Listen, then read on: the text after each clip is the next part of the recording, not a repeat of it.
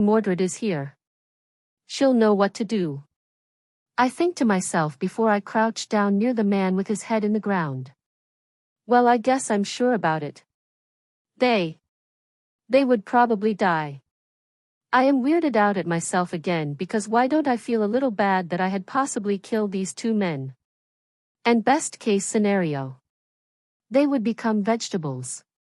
I explained to them once again because I think they were much too in shock to completely understand what I was saying last time. Vegetables? Hans raised an eyebrows and looked at Greta, which makes her let out a sigh. Oh. I guess that's why he only said oh when I told them that the men would probably become vegetables last time. He doesn't understand what vegetable meant in this sense. Vegetables meant brain dead. Or paralyzed. Either of the two, choose any. Greta explained to Hans, which managed to make me raise an eyebrow because I think I get the gist of their dynamic. Hans is the bronze while Greta is the brains. That's good. They both covered each other's weaknesses well, just like Mordred and I. When Mordred is lacking in school grades, I would help her study for her test in school, and when I am in need of some fighting experience, Mordred is more than willing to spar with me. Yeah. That's about right. I then stand up straight and my hand instinctively rests on the hilt of my sword. Okay. My instinct is making my hands itch again. Why do I want to execute these two men so bad? I never felt like this before. What changed? Completely unknown to them, I am having a mental breakdown at the fact that I don't know how or why, but I want to kill these two men. I was never bloodthirsty. What made me bloodthirsty now then? Should we pull them out? Hans asked Greta, which managed to knock me out of my own thought. Yeah. We should. I answered in Greta's stead because we really should pull their heads out of the ground and the wall if we want them to have the slightest chance of survival. So, which one do you want to pull out? Greta asked me before she continues. We're not as strong as you, so that meant that we would only be able to pull out of their holes. I shake my head. No. I'll pull them out myself. I was the one who put them in their situation in the first place anyway. I tell them because I really am responsible for this. Do I feel guilt at their predicament? Surprisingly. Once again I felt no guilt. They deserved this considering that they was going to. They was going to hurt Hans and Greta in ways that no one should have done to another person. Without waiting for another moment, I grabbed the shoulders of the man with his head inside the ground and gently pull him out slowly, but my aura blared on its on and suddenly activate on its one and make one of my grip become strong enough to break one of his shoulder. Well, that was something. Hans commented with only made me want to dig a hole for myself, cause I don't think it's even possible for a person with their aura unlocked to have this kind of accident. Even years ago when I first unlocked my aura, I never had any accident where my aura activate on its own randomly and make me use too much strength on something and break it. I chalk this up with whatever is happening to me right now. Like how I want to snap this man's head right now. Sigh. I let out a sigh and as gently as possible, I lean the man's body on the side of the building, and when I walk to the spot where the other man's head is stuck through the wall, I let out a hummed because I don't know the exact damage I had given to this man. For example, I know that the other man, which I will call from now on as Thug number 2 because he is the second one I attacked, Thug number 2 damage is visible to me because the back of his head was still visible from the ground. But Thug number 1? Well, he is a different story. His entire head and up to his neck is inside the walls. And I felt the more crunching sensation from his skull when I attacked him compared to Thug number 2. And I already speculated that Thug number 2 best case scenario was becoming a vegetable with the injuries I gave him. As for Thug number 1? Well, he is a different story. Are you going to pull him out? Hans asked me while both of them walked closer to me and Thug number 1's body. Yeah, I am. I am just. I don't know how much damage I gave him compared to the other one. I explained to them.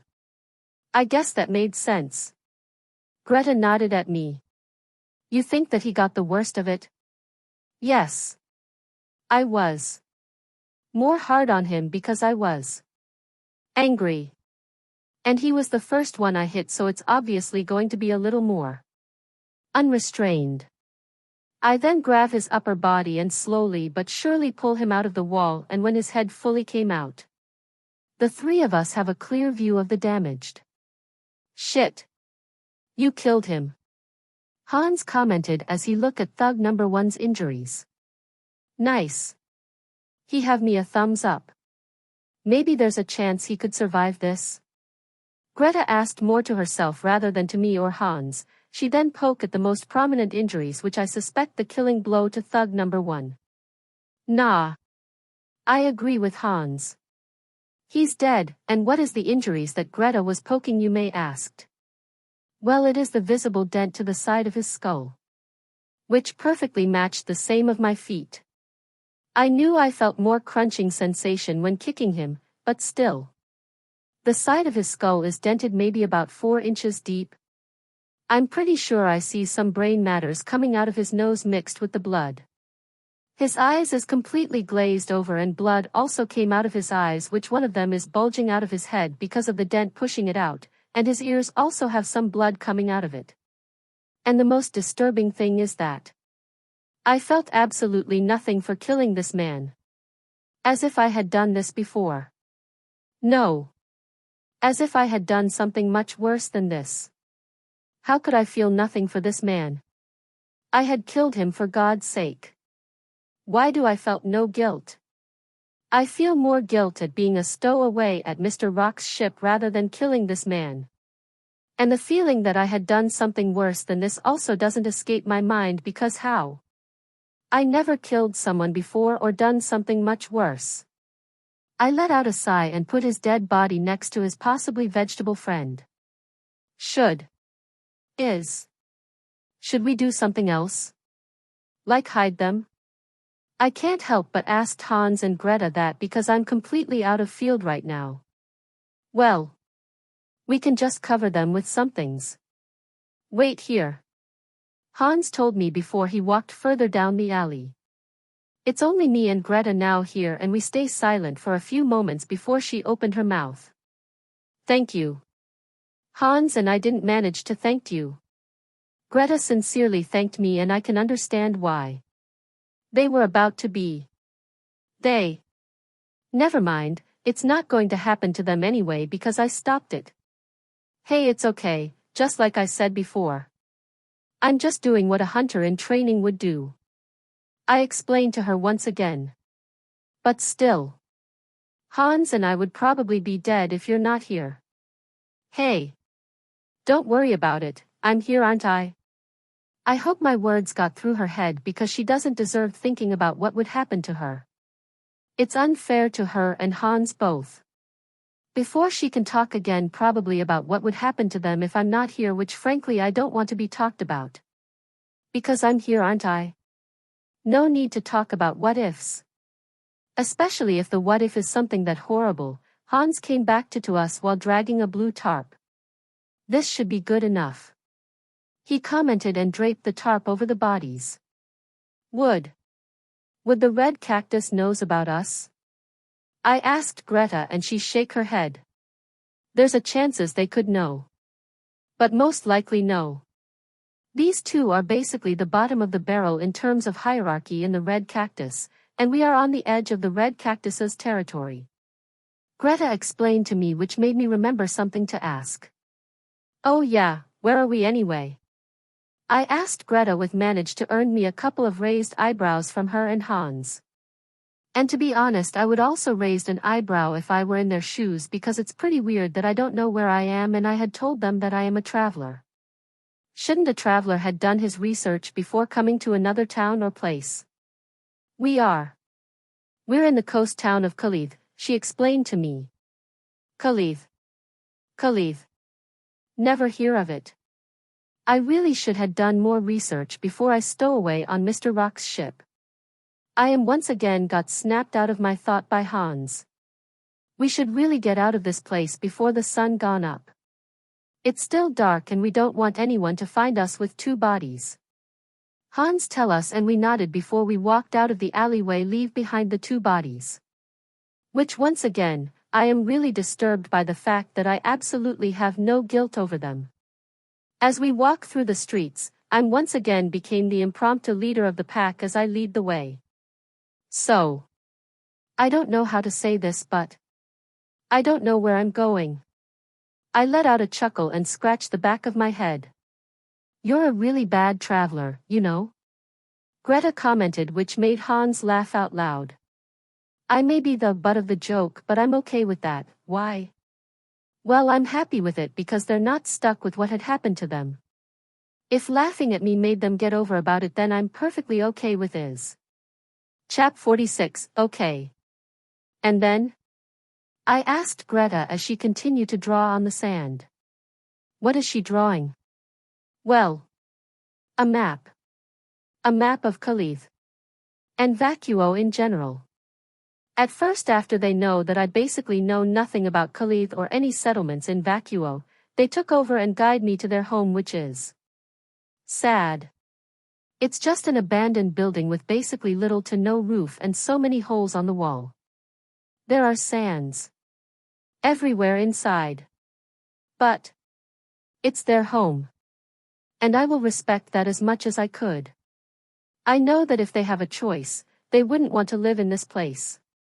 But never mind. Why am I even complaining anyway? They invited me to their home, and from what I know, which is very little, street kids doesn't trust people this quickly. Maybe they trusted me because I saved them, and that's why they let me into their home. And now, Greta is crouching and drawing a map on the sand with a stick. Okay. Now we are here. In Khalid. She point at I don't know what to call it.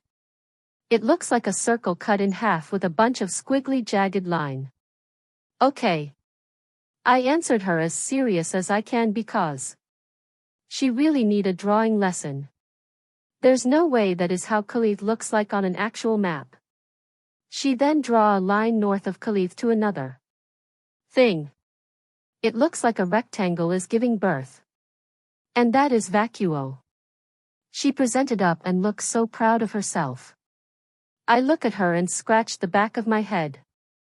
Aren't we in Vacuo? Yeah. She nodded at me. So why is that place also called Vacuo? That is what confused me the most because I don't understand what she is talking about. We're in Vacuo, but there is a place inside Vacuo that is also called Vacuo. Doesn't that get confusing? Yeah. It's Hans now that answered me. And damn it. The look on his face, it's as if there is nothing wrong. I let out a sigh and point at the ground. We're in Vacuo right now. They both nodded at me. And this is Vacuo? I point at the rectangle and they nodded again and look at me as if I'm stupid. I let out a sigh and scratch the back of my head. Why is this place also called Vacuo? Because it's Vacuo. Because it's Vacuo, obviously. Hans and Greta replied to me at the same time, and I am trying to hold back the tears because of how many of my brain cells are dying right now. I palm my face and let out a sigh. Don't you know that? I let out another sigh and stand up from my crouching position. Never mind. You guys know better anyway. I'm just a traveler. Hans laughs softly. Well, you're a pretty bad traveler if you don't know this much. So, where is Shade Academy? I asked Greta once again. Hopefully it isn't another Vacuo situation. It's in Vacuo. Damn. It's another Vacuo situation. Which Vacuo? I asked her as I look around to find a place to sit. By all I can find is sand on the ground, a mat, which is probably the place they sleep. I obviously won't sit there. I don't want to be disrespectful and use the place where they sleep as my seating place, and brick. There is almost nothing here. The other one. She replied back to me, and I can't stand it anymore and just decided to just sit on the ground.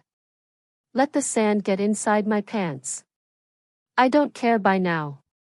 I'm too tired with all this vacuo this and vacuo that confusion. And the fact that she said, the other one. There is another vacuo? Just how many vacuo is inside vacuo? There is another vacuo? I asked her as gently as I can and try not to show the frustration on my face. If only Mordred was here. Never mind. If she was here, I would probably had to stop her from fighting these two by now. Nah. Hans answered me in Greta's stead once again. She's not talking about this vacuo. Is she talking about this vacuo? I point at the rectangle thingy that Greta drew because what he said also doesn't make sense. I know that he speaks words pretty fluently, but I don't understand any of them that came out of his mouth. Because if it's not this vacuo, then is it the other vacuo? Had we even have an agreement about which vacuo is which? Is the vacuo we are in one is this vacuo? Or is the vacuo that Greta draw is this vacuo? I'm confusion. Nah, that's the other one. Finally it all makes sense now. Okay, so this is the other vacuo, and this vacuo is where we are on. Okay. So Shade Academy is here. So all I need to do is go north to go there? I look at Greta again, hoping that all she would do is nod. But to my absolute fear, she shook her head and picked up the stick. The stick of doom. Oh God. No. Sigh. She is drawing again. I watch her draw. 5 more things before she stops and look at her drawing with pride once again, and Hans nodding as he look at the sand drawing too. I wait for a few seconds for her to start talking, but all I'm hearing is silence. The drawing is lovely. Thank you. She replied to me before she becomes silent again. So. Can you please explain it to me about? What is this 5 places? Like their names? Oh. I don't know what their names is, but I know that there are between vacuo and us. She tell me, which I nodded along. Okay. So just go north and I'll reach Shade Academy. I talk to myself because frankly, it sounds pretty simple. Go north and I'll reach Shade Academy. Hopefully it's just that and I have no problem along the way. Do you plan to go to vacuo? I look up as I heard Hans talk to me. Oh, yeah. I plan to go to vacuo. I tell them, even though I am not lying, in which that I did plan to go to vacuo. I didn't expect it to be this complicated. I'm a traveler, remember? Yeah, I remembered. And you're a bad traveler if you don't even know the map of the place you're traveling to. He shrugged his shoulders. I wanted to retort at him about how I actually have a plan, but I stopped myself because he isn't wrong per se. I am a pretty bad traveler. I should have done more research before I get to vacuo. Should have looked for a map online of my scroll just so I can anticipate about where I would arrive in vacuo. Could do a lot more things to prepare myself for when I get here, but I wanted to spend time with my family more. Is it wrong that I prioritize spending time with Mordred? Learning with Saffron. Calling Artoria once in a while when she's not busy. Playing with Noir and Blanchard. Babysitter Olivia. Bonding with Jean. Helping Mom around the house. Talking with Dad. Is it wrong for me to prioritize that more than for my time at vacuo?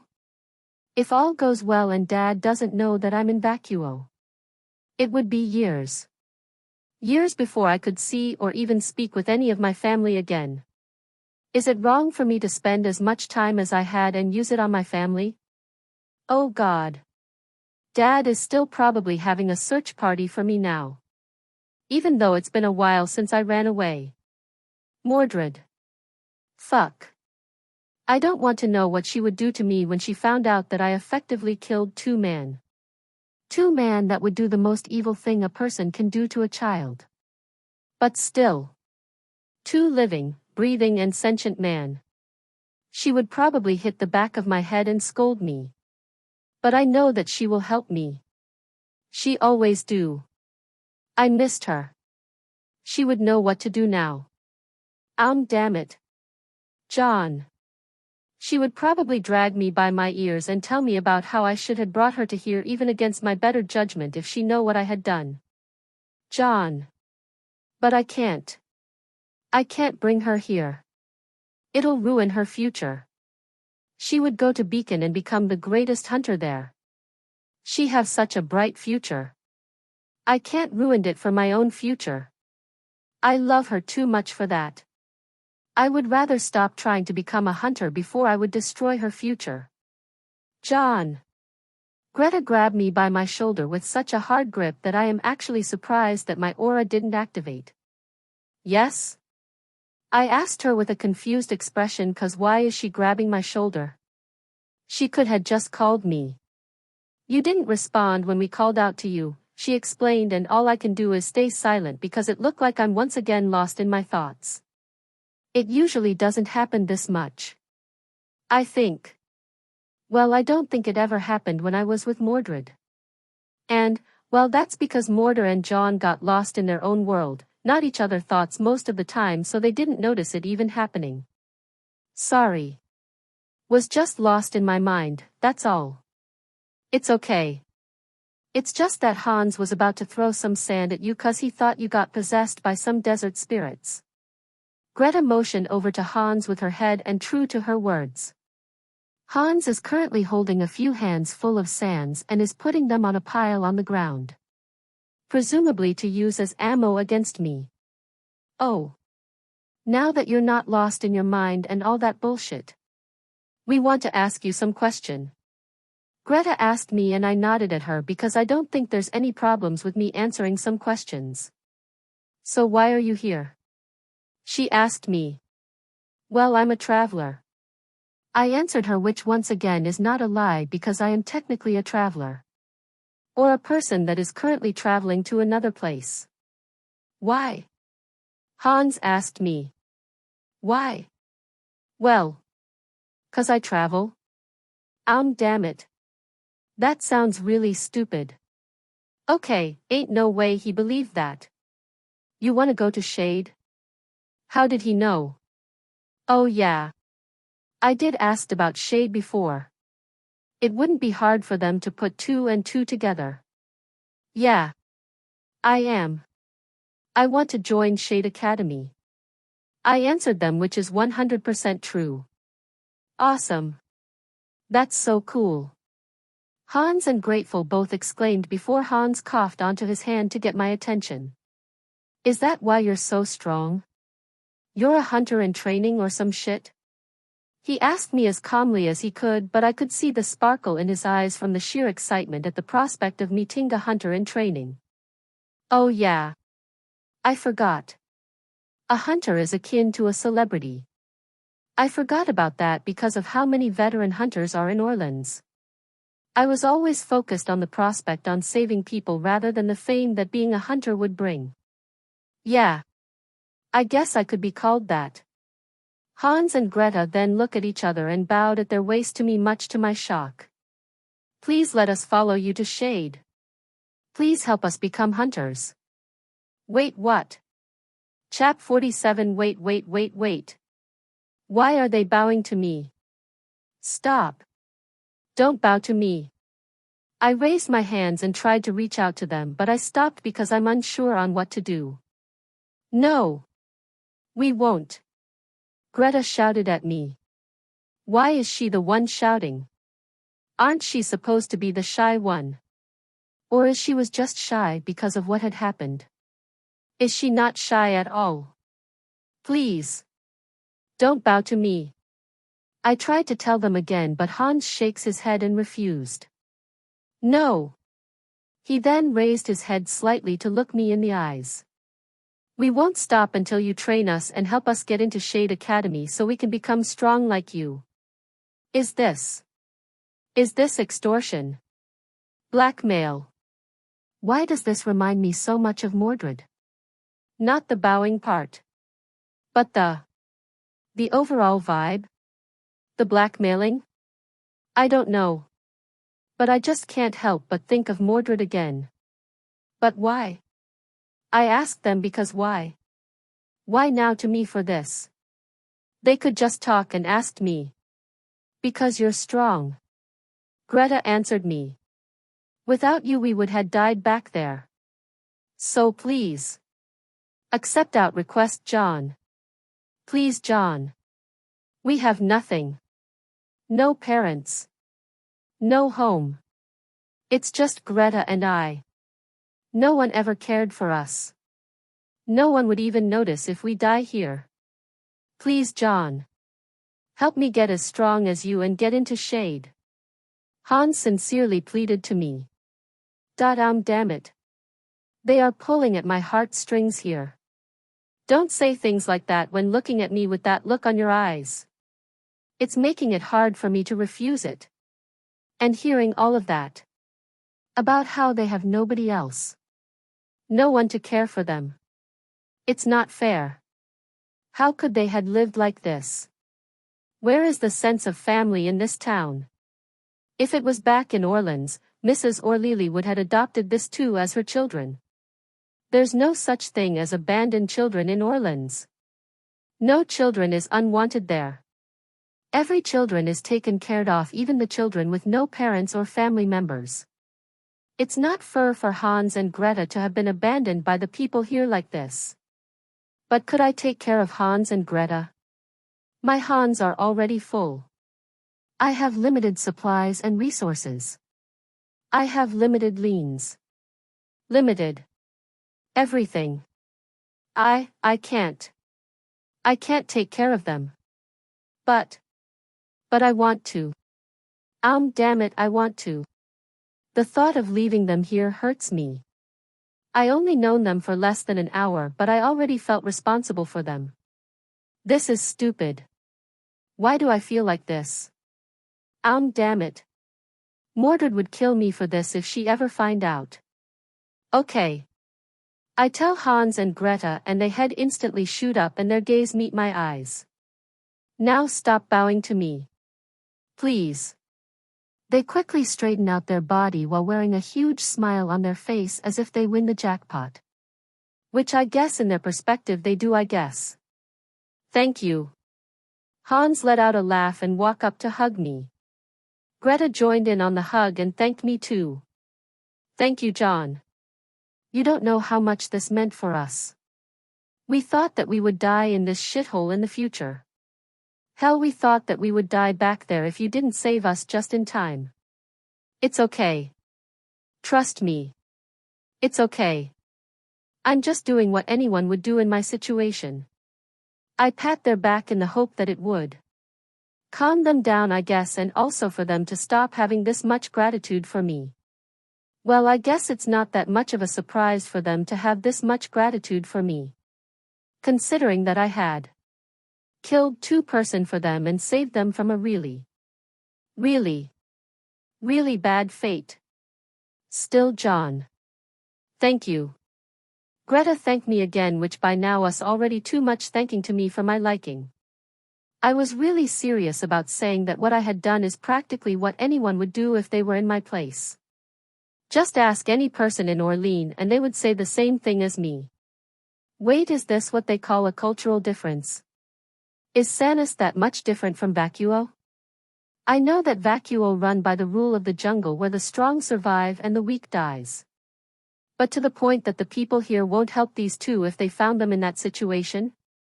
That is impossible. Right? Don't tell me that the people here are this cruel. It can't be. Even with the rule of the jungle, Vacuo must still have some humanity left in them to help children that is about to her raped by 2 men. Or do they have no humanity left and became no different than a pack of animals? I shake my head to calm myself down because why, ever since I stepped foot here, I become so easily irritable. Yeah. Irritable. Let's call that irritable. But yeah. Something is wrong. Either in this place or inside of me. Something is making me much prone to anger. Which is really, really weird because anger and me don't mix at all. Just what is happening. But enough about my budding anger issue. Let's go back to the topic of the people here. If they still have humanity left in their hearts, then why? This can't be the first act those two men had done. From what I heard before I defeated them, they had done this before. So why didn't the people stop those two? Is it because? No. It can't. But, damn it. It's because of the red cactus, isn't it? They are scared of the backing of those two men to the point that the people here won't stop them. That is pitiful. I can't help but feel pity for these people. I pitied them for the single fact that they prefer living in fear rather than fighting to protect their own people. I pity them. I then feel Hans and Greta pull away from the hug and chuckled as they stomach grumbles. Are you too hungry? I asked them and they nodded. Yeah. I'll scavenge for some food. Hans told me before he turned around to walk. Stay here. Wait. I called out to him and take off my bag and put it on the ground. I got some emergency food ration. I brought enough to last it a while for me. But I could share it with you too because we would need to walk to Shade Academy together anyway. We could hunt or get food later. I then pull out the emergency ration blocks and give it to those two. It's high in calorie. So even a single block is enough for a day. It's like 3,000 calorie or something. So you guys won't get hungry. Ah. Thank you, John. Yeah, thank you. They both grab the ration blocks and start to eat it. It's slightly sweet, Greta commented as she continued to eat. Yeah. I like it. Much better than the rat we cooked last night. Hans also commented from the side. Rats. Damn it. Now that only cement the fact that I would bring them with me. I can't leave them here. This is stupid. But god damn it. I'll still do it. 48 Well. That was something. Looking at them eating so happily, doesn't make me care at all at the fact that they had eaten 40% of the ration I still had left. It's for a good cause. Justified even. They are just kids. They don't have to starve anymore even if it meant that they are eating my rations. I could just fast anyway. As long as I have water I think I would be fine if I don't eat for 3 to 4 days, they need the food more than I am. Never expected that as soon as I stepped foot in Vacuo, I killed 2 person and I think I adopted 2 kids. Is this an adoption? Their well-being would be my responsibility and I would protect them as much as I can on our journey to Shade. With them currently focused on eating, I can focus on something much more important. The fact that I had killed 2 person. What? What the fuck? Genuinely. What is wrong with me? I feel nothing. No guilt. No sadness. Not a single thing to the fact that I had killed those 2 men. They had done and would had do some horrible thing but still. I had killed them. I had felt how their skull crumbled under my feet. I had seen the aftermath at how blood start to pour out of every orifices on their faces. And yet, I felt nothing. Nothing. In fact, I had felt something. But that something is not good in the single least at all. And what that something is? I had felt the desire to finish the job. To unhealthy crochet Moors and execute them properly. What is wrong with me? Why is this happening to me? I never intentionally harmed a person before with ill intent nor do I ever wanted to do it. And yet my first time hurting a person with ill intent resulted in me giving them brain damage to the point that it's no different with me killing them. And yet I feel nothing. Am I a bad person?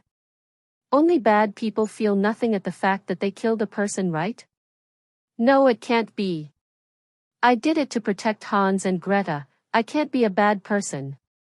But I don't feel any guilt for killing them. And that surely meant that I am a bad person, right? Right. Mordred. If only you were here. You would know how to help me. But you're not here. So I have to do this on my own. I am John Ark, the little brother of the great Mordred Ark. I have my duty to protect and train Hans and Greta on our journey to Shade Academy. And I will do it. I will protect them and I will train them. As for my newfound sociopathic behavior, can I even call it that? Sociopath don't feel anything when killing a person, right? Or is it a psychopath? Saffron would know better than me. But whatever pathic I have right now, I'll put it on the back burner for now. I can't risk it. I can't risk putting Hans and Greta in danger because I am having a moral dilemma. I will deal with my mind later. For now, I need to plan on our journey to Shade Academy, and sadly I don't think it will be easy. I look back at the crudely drawn map courtesy of Greta and start to plan our route. The exact geographical location wouldn't be an exact match to Greta's drawing because it is literally vacuo on top and 5 other blob/rectangle hybrid right underneath and then Khalith. This will be hard, but at least I know that the general direction is north, which is both good and bad. Why is it both good and bad, you may ask? Well, it's good that it is north. And it's bad that vacuo won't be exactly north of US. It could lean more into northeast or even northwest, and if we go exactly north we could miss vacuo entirely, and before we knew it we would arrive at vacuo's north coastal settlement or something close to that. It would be great if we have access to CCT Tower, but I think only vacuo have the CCT Tower. Well, more accurately Shade Academy have it because of how much poverty vacuo, the overall kingdom, not the city, has. It's not surprising to John that they only have one CCT tower. Any other kingdom would have 3 or even 4 depending on how big it is. From what I know, Atlas have the most CCT tower while Vacuo have the least amount of it, with it being 1. Well, I doesn't need the CCT tower in hindsight. Just a scroll would do so I can look at the map and navigate. But unlike a CCT tower which is mostly free for the public, you only need to pay the entry fee. I don't have the money to buy a scroll. And I know that a scroll is less effective if you want to use it to communicate to someone outside of the continent, but I don't need to communicate to someone outside of the continent. I just need the scroll to act as a GPS. Why am I complaining anyway? It's not going to do anything. Maybe I'm just trying to distract myself. But I could distract myself by thinking about something more useful. Shit. Wait. Why am I cursing? Something is wrong with me as soon as I step foot in Vacuo. I was never like this. Is this because of the killing? Or is it because of something else? I don't know what it is, but I know that I don't like it. Mordred would slap the back of my head if she heard me cursing. Even though it could be say that it is hypocritical of her to do that, but Mordred is more like a do as I say and not as I do kind of person. And even then, I would never stop loving her. She was with me when I was at my lowest. If she, being a hypocrite, managed to make me somehow unloved her, well, I don't deserve her in the first place anyway. I blinked as I see Hans and Greta eat more and more of the ration. Is it stupid of me to let the both of them eat through our ration? Yes. Do I care? No. It made them happy and I love seeing them happy. They reminded me of my family. I let out a sigh and it managed to take the attention of Hans. John. He called out to me while munching on the ration. You good? You wanna have some? He grabbed one of the calorie block and offered it to me. I nodded at him and grabbed the offered food. Yeah. I'm good. It would also be good for me to eat too. I need to calorie for the days to come. Should I tell them to stop now because by now they are eating more calorie than an average kid like us need in an entire day? Nah. I'll leave them be. They deserve to eat to their heart's content. And I would feel really, really bad if I stopped this. Considering that Hans said that they had eaten a rat before? This could very well be the closest thing they ever had to real food. And I wouldn't deprive them of it. By now I don't care if they finish the entire rations in the next hour or so. Oh yeah. I was planning on making the plan for our journey to Shade Academy. I got distracted by my thoughts. So we need to pass through 5 settlements. Okay. And hopefully we won't come across any more. Red Cactus member. God damn. Red Cactus. Almost forgot about them. Considering that we are the furthest south of Vacuo and we are on the edge of Red Cactus territory if what Greta said is true. Then it wouldn't be wrong to say that the further north of Vacuo we go, the deeper we get into Red Cactus's territory. I don't like it. I don't like the fact that my instinct is telling me that it wouldn't be the last time I will fight against one of them. My instinct is strong and had never led me astray. Except for that one time where I got ambushed by a Grim and almost die if not for the fact that I unlocked my aura. But could that meant that my instinct led me astray that night or my instinct led me to where I am supposed to be so I got stronger? The question of the century. And thinking about aura. Hans and Greta would need to have both of their aura unlocked. But can I do it? Can I unlock their aura? It's not life or death right now. Not urgent enough for me to unlock their aura. It's too intimate.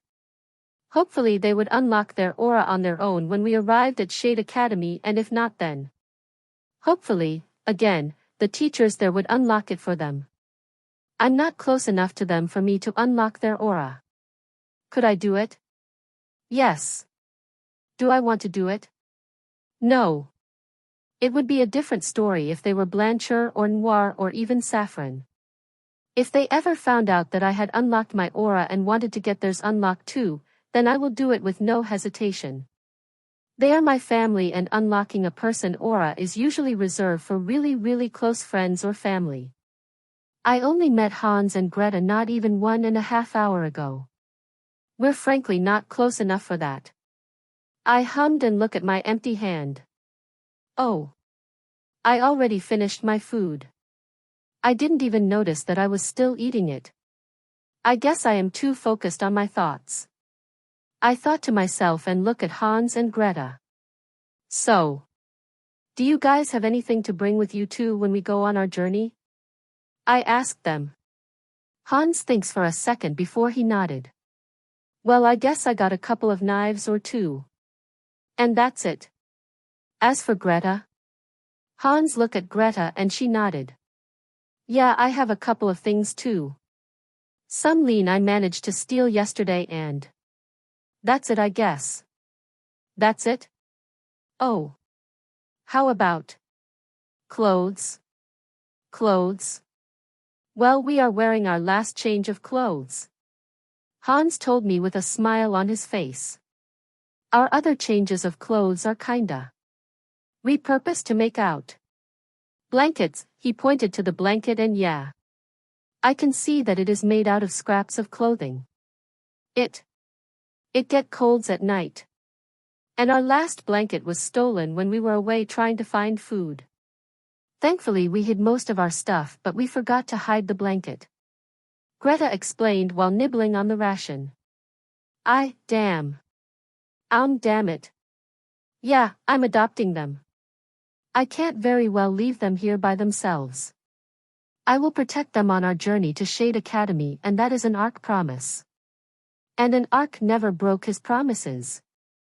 49 Mordred's interlude. Tap. Tap. Tap. The sound of Mordred's footstep reverberate through the pathway to her home as she walked back from the docks. Her face is red from how much she had cried, and there are visible tear marks running down her red cheeks. She walked as if there are a mountain on top of her shoulders slowing her down. She knows. She knows that life will be different now. She don't want to accept it. But she must accept it. She doesn't want John to leave. But if John doesn't leave, then he would not be able to achieve his dream. And yet if he leaves, she would be alone. She wouldn't have him by her side anymore. Damned if I do. Damned if I don't. That would be an apt description to summarize her situation. For whatever decision she chose, it would be bad for her either way. At least with John leaving, one of them could be happy. She would not be happy, but if she not being happy is the price she had to pay for John to achieve her dreams, then it is a price she would choose every single time. She stopped and stumbled onto a tree on the side of the path and slid down on it. Ah! It hurts. She put a hand over her heart and start to pant. Why does it hurt? She ponder onto herself and start to think about what could be happening to her. It hurts so much. Tears start to stream down her face as she start panting. Ha! Ha! Ha! She tried her best to breath, but each breath feels like needle crawling down her lungs. John. All she can think of is John and how he would know about what is happening to her. John.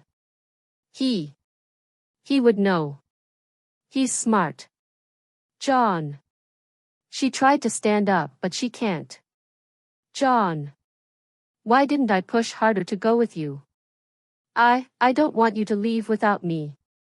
John. Please come back. Ha. Ha. Ha. Ha. Ha. She starts panting even more out. Even when she tried to breath normally, she can't.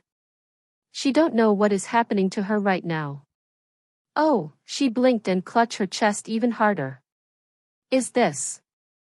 Am I having a panic attack? She talked to herself, completely dumbfounded at it. Her heart is beating like a drum and she can feel being lightheaded from whatever chemical reaction is occurring in her body.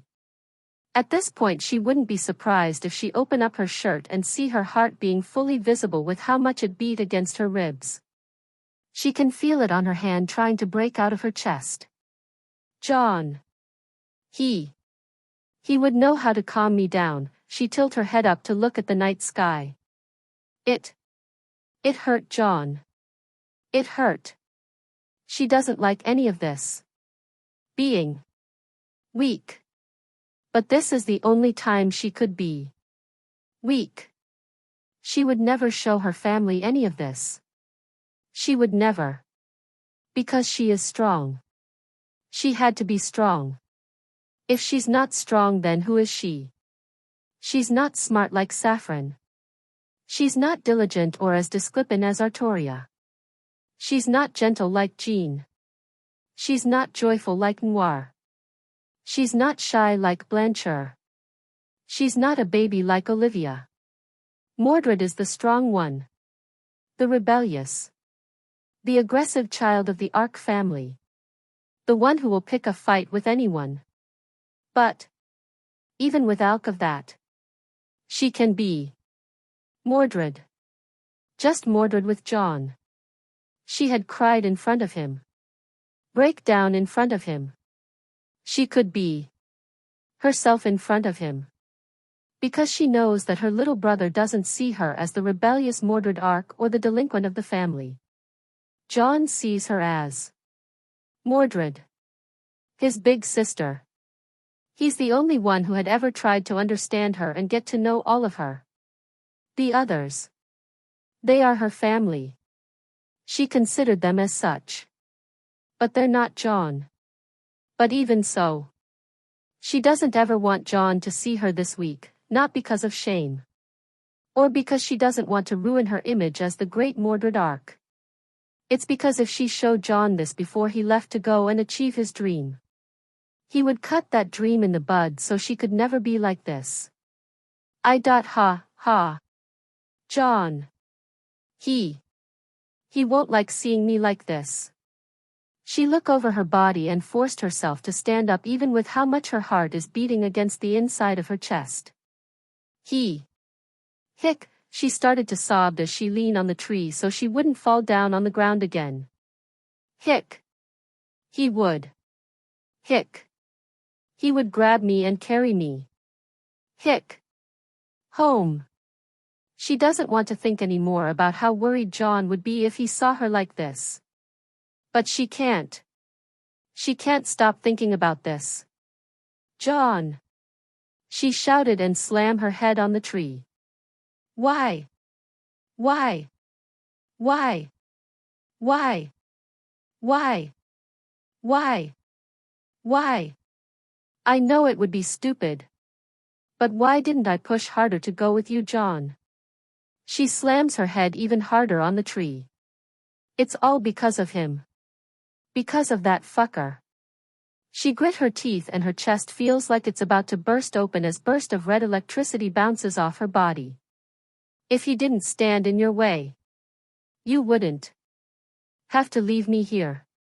She slammed her head even harder on the tree and it managed to topple it down. Fuck him. Fuck him, John.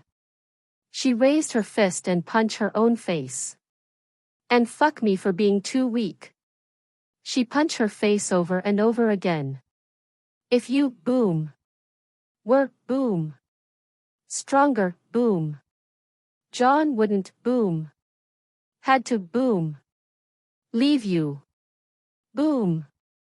She punched herself over and over and over until her aura breaks and she laid down on the ground in exhaustion. Fuck you. Mordred. If you were strong enough, you could fight off anyone who wanted to take John back to this shithole. It may sounded like she is being too hard on herself. But in her twisted logic born out of desperation, this is the only way she could cope. By putting the blame on someone. And that someone is her and Miles. If you were fucking strong, no matter who that bastard sent to take John away, you could beat them. You could give John the life he wanted. Mordred berated herself and raised a fist trying to punch herself again, but her fist falls down weakly at her side because the consequence of breaking her aura had sapped a lot of her strength, leaving her completely out of strength for the next few minutes. You could protect him. You could. You could. Her eyes started to water again. Fuck you. You weak fucking bitch. Fuck you. And fuck him.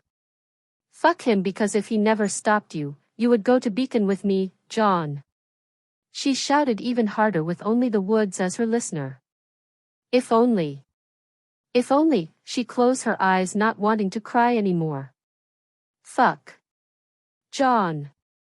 Please don't leave me. 50 Arcs Family Interlude. Miles. Miles. I hear a voice calling out my name and yet no matter how much I tried to look for it, I cannot find it. Miles. Who is there? Is somebody here? I call out to the voice and yet I hear not a single reply from it. I sigh and look at my surrounding trying just to see and found out where in the broken moon am I. I am in a forest. With white trees as tall as I can see and leaves. Black leaves to be more accurate falling all around me. It's strangely beautiful and haunting at the same time. And if that is not weird enough, the ground made much less sense. Rather than dirt. It's sand as dark as ink. I tested it myself and yes. It's sand. As for how I tested it, well, I gotta be thorough so I taste it. Trust me, I tasted so many dirt in my days that I would know how dirt would actually taste like and this doesn't taste anywhere closer to dirt. And it have the same texture as sand too I guess, should had known it was sand in the first place but who could blame me, the sand here is as dark as ink. Like I have an inkwell? Or what was it name again? Ink. Something. Well, it was a fancy gift I got a couple years ago but whatever its name is, it's a glass container that stores ink, well my ink is not even as dark as this sand. And that is saying something. And yet, even the sand couldn't top off the weirdest thing I am seeing right now. The sky is red. Yes, red. Blood red. But that is not important. The weirdest thing is the whole moon I am seeing right now from what I could see through the gaps of the trees. And yes, I am not kidding, the moon is whole. As in not shattered. Not a remnant what it was once. Maybe it's the reason I am here. Well, either that or this is the weirdest dream I had ever experienced. A fever dream maybe. I honestly don't know why I am dreaming this kind of places. I don't think I am sick, or this is a drunk-induced sleep. I have been sober for years now. So this can't be a drunken dream. So what the hell is this? Fuck it. What does kids these days say again? I hummed as I start to walk on a random direction. Oh yeah. Fuck it, we ball. God, Mordred would strangle me in the name of justice if she ever hear me say that word. I start to whistle as I walk calmly, my instinct isn't telling me shit so I don't need to put my guard up. Well, put my guard up too tightly, 'cause as much as I trust my instinct, it will be stupid of me if I completely let my guard down. God knows whatever is in this weird dream and me not having any of my weapons also made it hard for me to let my guard completely down. I'm still in my pajama for sake. There could be a grim land shark for all I know. I let out a chuckle and hummed as I continue to walk. These past couple of months had been great, I guess. John and I finally have what could be considered as a good father and son relationship. We talked. We watched TV together, hell, we even played catch a week ago. That would be the first time we did that in years. The last time we had played catch was before my decisions. I let out a sigh, well, I fucked up on that one. But I will stand by my decision. John and Mordred could hate me for it, I won't blame them, but I am doing this for John's own good. I am trying to save him, I would never let him die like my father. No, I will not. Fuck me. I hate it that this always happened. Whenever I think about John, my mind will always come back to the thought of my father. I know that I had done something really wrong, but I am trying to make amends for it, and yet my mind had given me no reprieve. Speaking of Mordred and John, those two had been much closer than usual. Well, maybe they are always this close, but not this close in front of the whole family, but hey. Like I said, maybe they are always close to each other and had become comfortable with showing the family of it. For example, a week ago Mordred had hold John's hand for almost the entire day and never leave his side, and yet they didn't utter a single word to one another. But they still work like a well-oiled machine. Even Luna and I would be hard-pressed to be continuously in sync with each other for the entire day without any words coming out of our lips to each other's. Those two connection are much too close. Blanchard and Noir couldn't even do that, and they are twins. If the old myths are true, twins have like telepathy with each other, right? Maybe it's true or maybe it's not true. At the end of the day, Mordred and John are much closer to each other than an actual twin. How could I say it? But those two children of mine, they complete each other. Mordred filling gaps in John and John filling the gaps in her too. It's like they're soul twins or something. That sounds stupid. But my point is that they are two sides of the same coin. I really don't know. Hey, I am thinking this shit anyway. Oh yeah. I am bored walking through this weird black sand forest or some shit. The bone forest? Nah, that sounded weird. Wouldn't be surprised if I hear somebody talk about how he is the bone of his wood or some shit. But yeah. What should I call this place? Come on, Miles, you're the father of 8 children. You gotta be able to name a single forest. Well, to be fair, Luna was the one who named the children. I was never good with names. Grim. This forest reminded me of the Grims. From the bone-white trees to the sands as dark as an ink. Grimy forest. I will now name you Grimy Forest. No. Grimy Forest. Yeah. Much more. Exotic. I had been walking through this weird-ass dreamlike forest for God know how long before I hear a something. Something. Metallic. Like steel clashing against each other. Clank sling clunk. How to describe the sound of steel clashing. Like is it more like clank? Sling? Clunk? Clink? I don't fucking know. Just bear with me, okay? Please. I beg. I decided to follow the sound of steel because frankly, I have nothing else to do and maybe it will explain this weird-ass dream. The closer I am to the sound the harder it is for me to walk. Like the sheer shockwave that reverberate through the forest is making me physically flinch and sometimes take a few steps back to not fall on my ass. It take me no less than 8 minutes before I finally manage to get out from in between the trees and into the clearing. The sight that greets me is beautiful. It is 2 men. No. Knights. 2 knights. 2 knights fighting with each other. One of the knight wore a cloudy white armor with green accent on the armor's edge alongside donning an emerald green cloak with gold accent making most of the symbols on the cloak. The knight is covered fully from head to toe with the armor's plating and is completely covered by it. The green knight's helmet is sleek. A simple and practical. And his sword is what I could only describe as a wide long sword with emeralds running down its groove.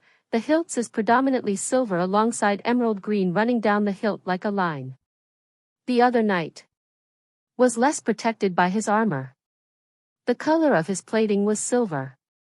Silver to point that it's almost white. He wore a breastplate that connect to a skirt-like plating that protected his thighs and lower body. He also have a gauntlet.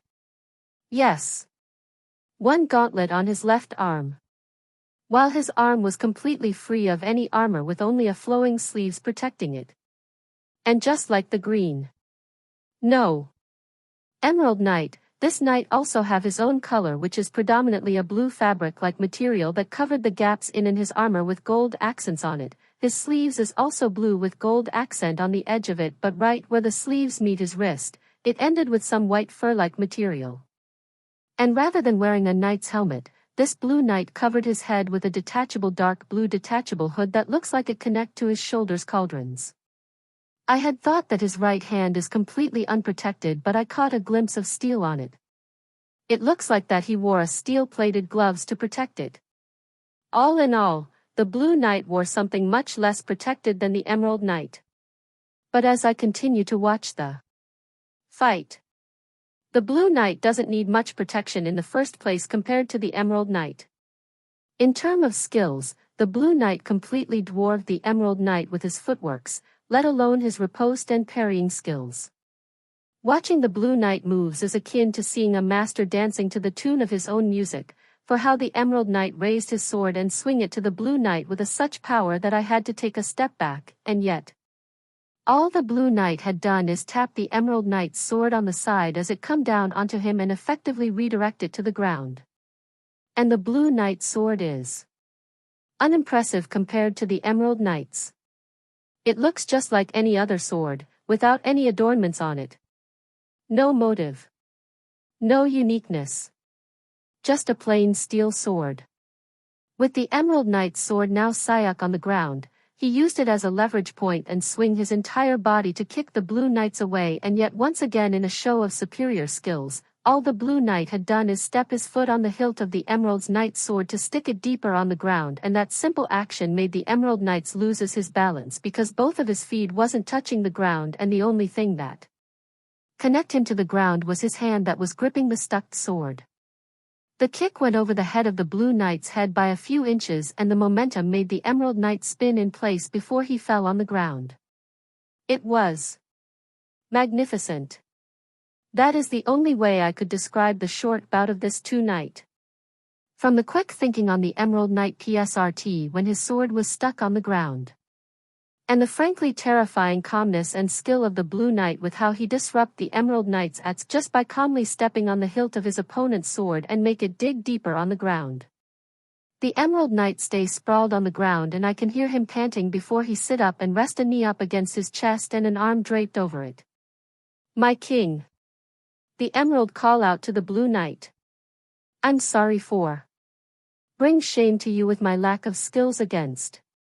The Blue Knight is his king, I thought to myself, but something also managed to get my attention. And that voice.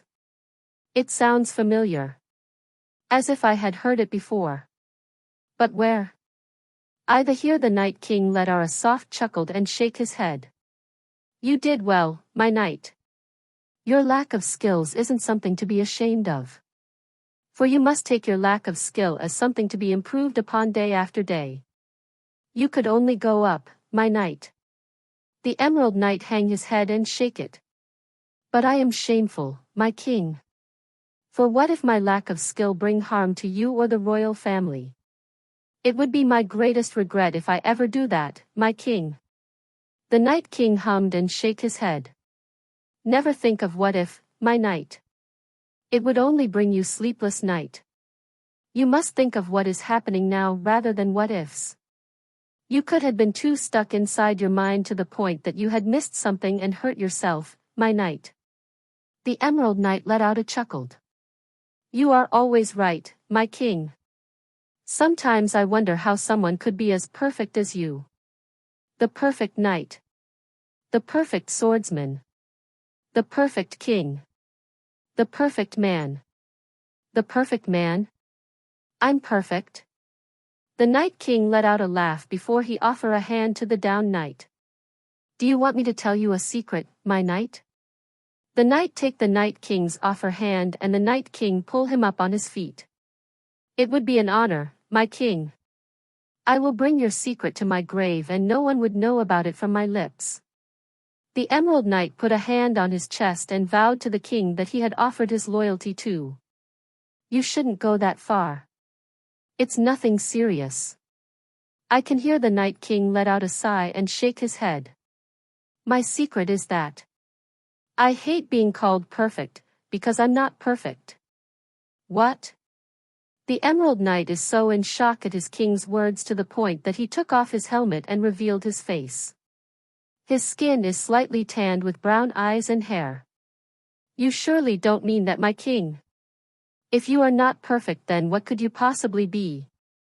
If I asked anyone from our kingdom and beyond, they would agree with me at the fact that you are perfect. I meant that wholeheartedly.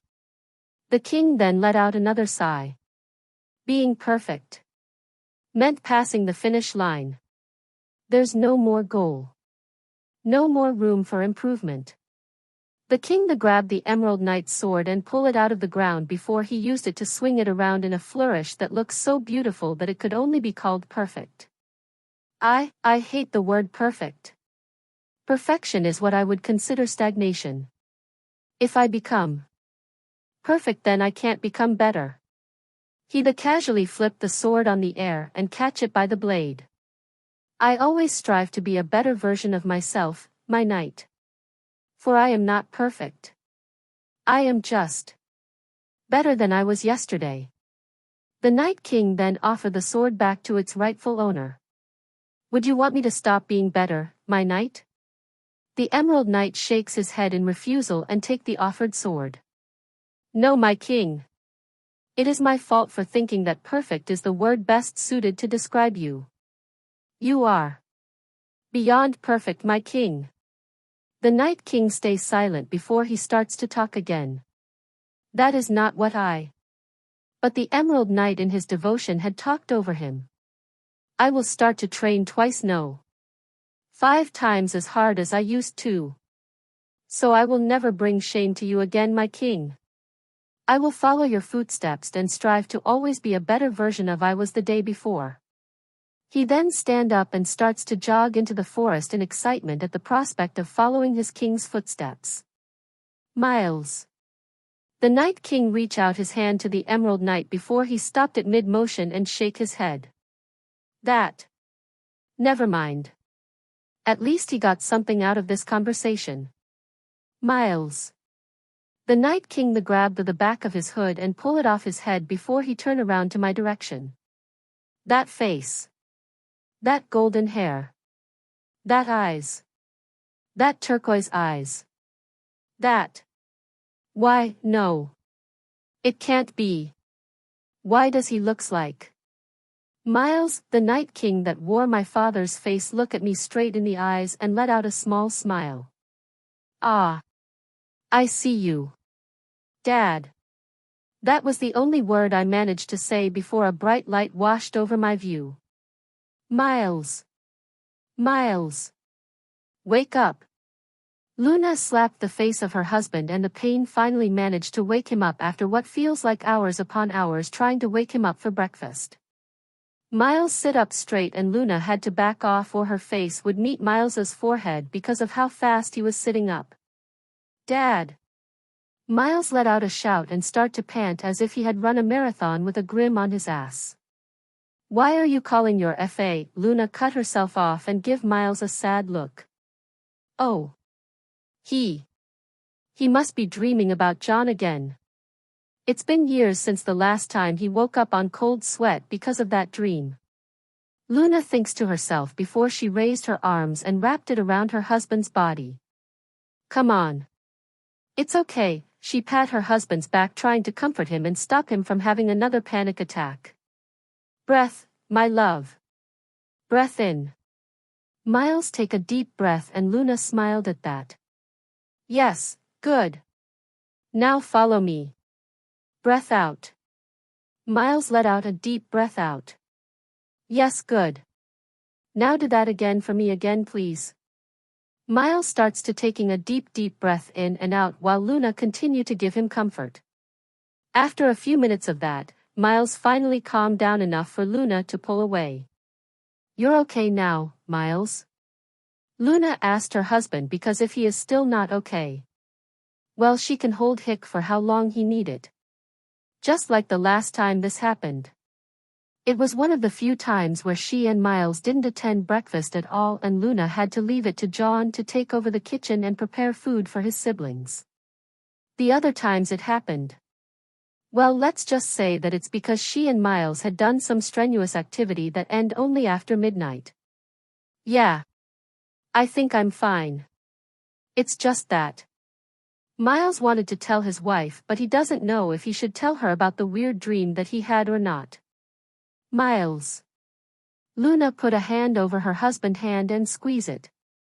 You know you can tell me anything, right? I'm your wife, Miles. I had seen you at your worst. Whatever it is won't faze me anymore. Miles think about it and nodded because she isn't wrong. She had been with him from his teenage days. To the early days of his father's death. To the past few years when one of his children hates his guts with the blame rightfully belongs to him. Yeah. It's just that. I had this weird dream. Miles squeezed his wife's hand. I first woke up inside of a weird forest. I called it the Grim Forests. And then I started to walk in a random direction hoping I would find a way out and I did. I found a way out when I followed the sound of swords clashing. Miles explained to her and Luna nodded to signal him to continue telling her the story about what had happened in his dreams. When I got out of the forest, I walked into a clearing where two knights is sparring. The Emerald Knight and the Night King. Miles then let out a sigh.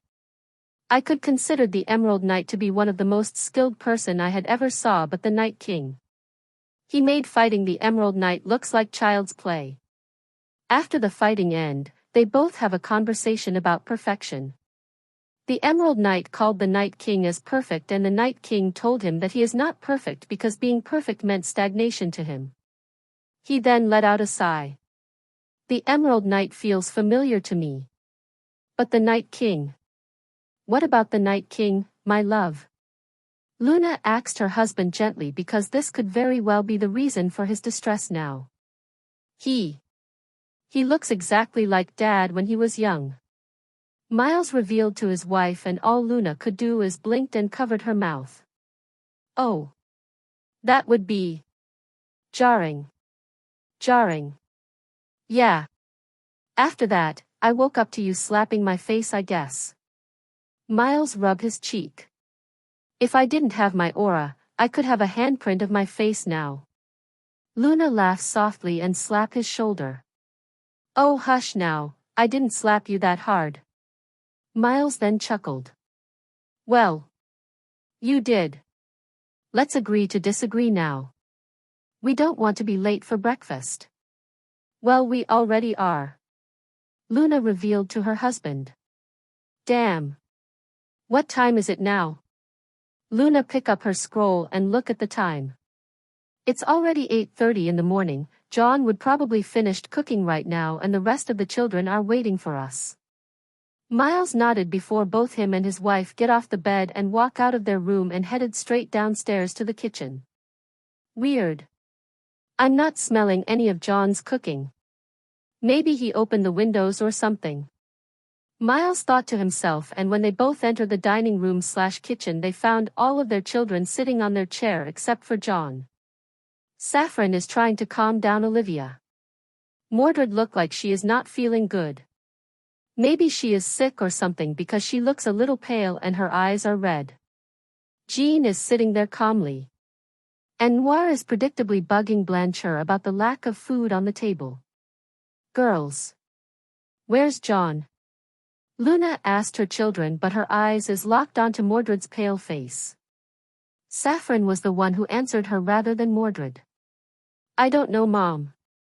Maybe he is still sleeping. Her eyes look at Mordred. It took a few seconds before Mordred blinked and realized that they are waiting for her to answer. Oh. I don't know. She then rested her head on the table weakly as if she had lost all of her strength. I'm not feeling well. I think I got sick. She replied weakly, and it managed to make the others' heart hurts at seeing Mordred this vulnerable. This could be the very first time any of them had seen Mordred being vulnerable. Most of her siblings never thought the word vulnerable could be associated with Mordred. Luna quickly go to Mordred and use her semblance on her. It's okay. It's been a while since the last time you've been sick, Mordred. It's expected that the next time you would get sick, it would be pretty bad.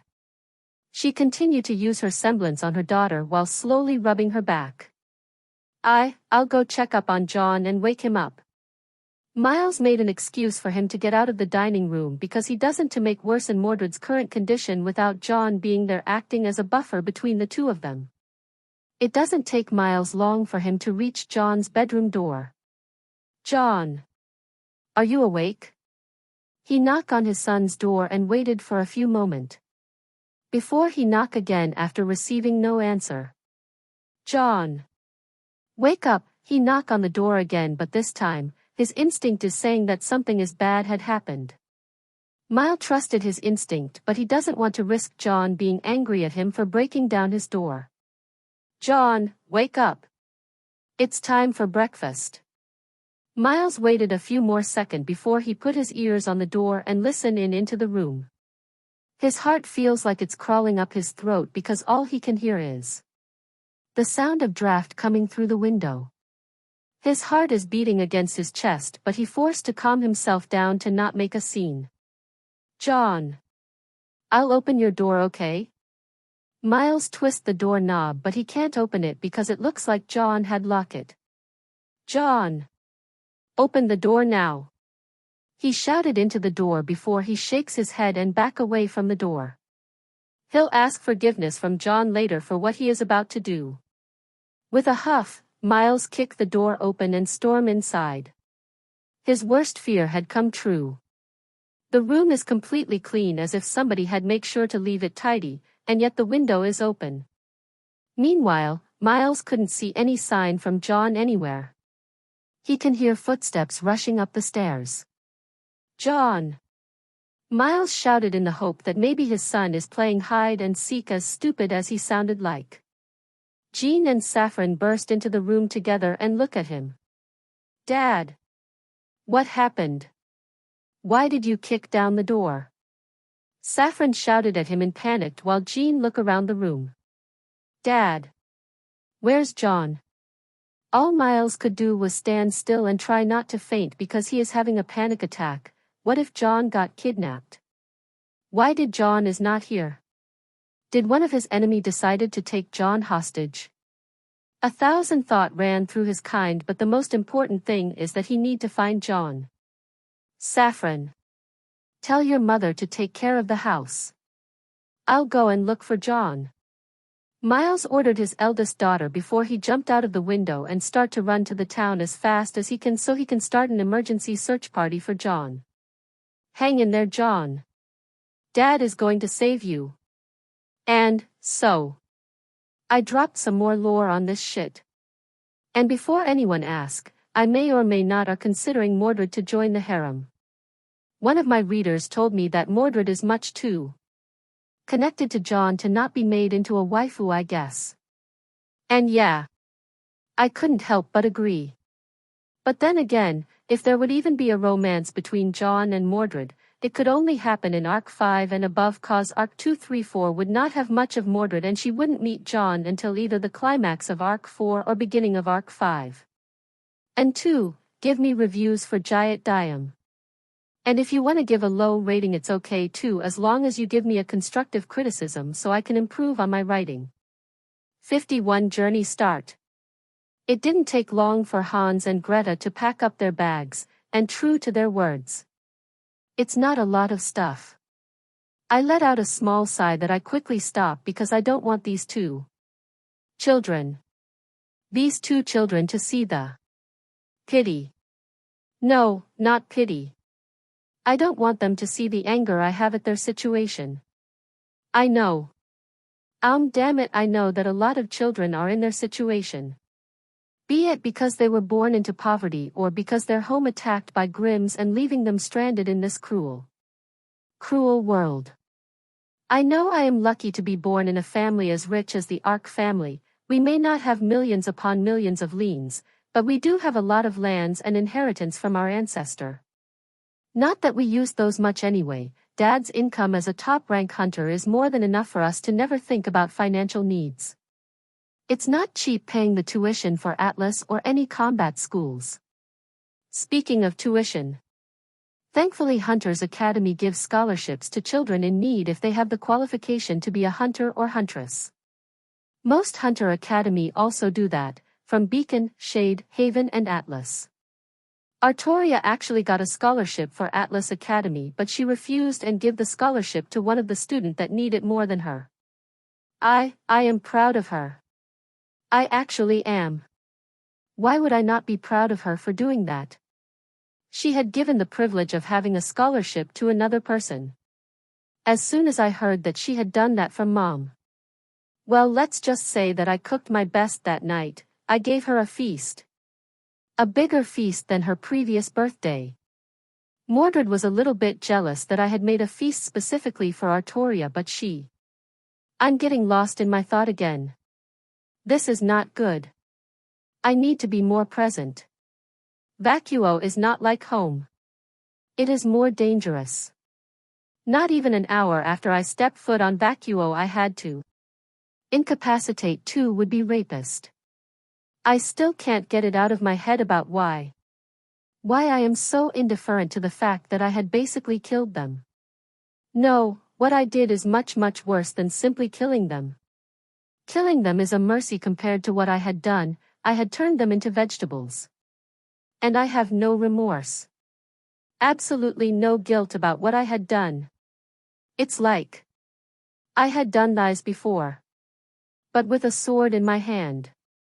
This feeling. It's not nostalgia, no, it's déjà vu. I've been in this kind of situation before. The man who given the sentence must swing the sword, whose voice is that? I quickly look around and see Hans and Greta walking to me, and judging by their face which is full of smile, thank for that, because I'd rather have them smiling than what their expression was when I first met them. They hadn't heard that voice. Could it be just my imagination? Am I going crazy? That voice sounded familiar. Like I know who had said it.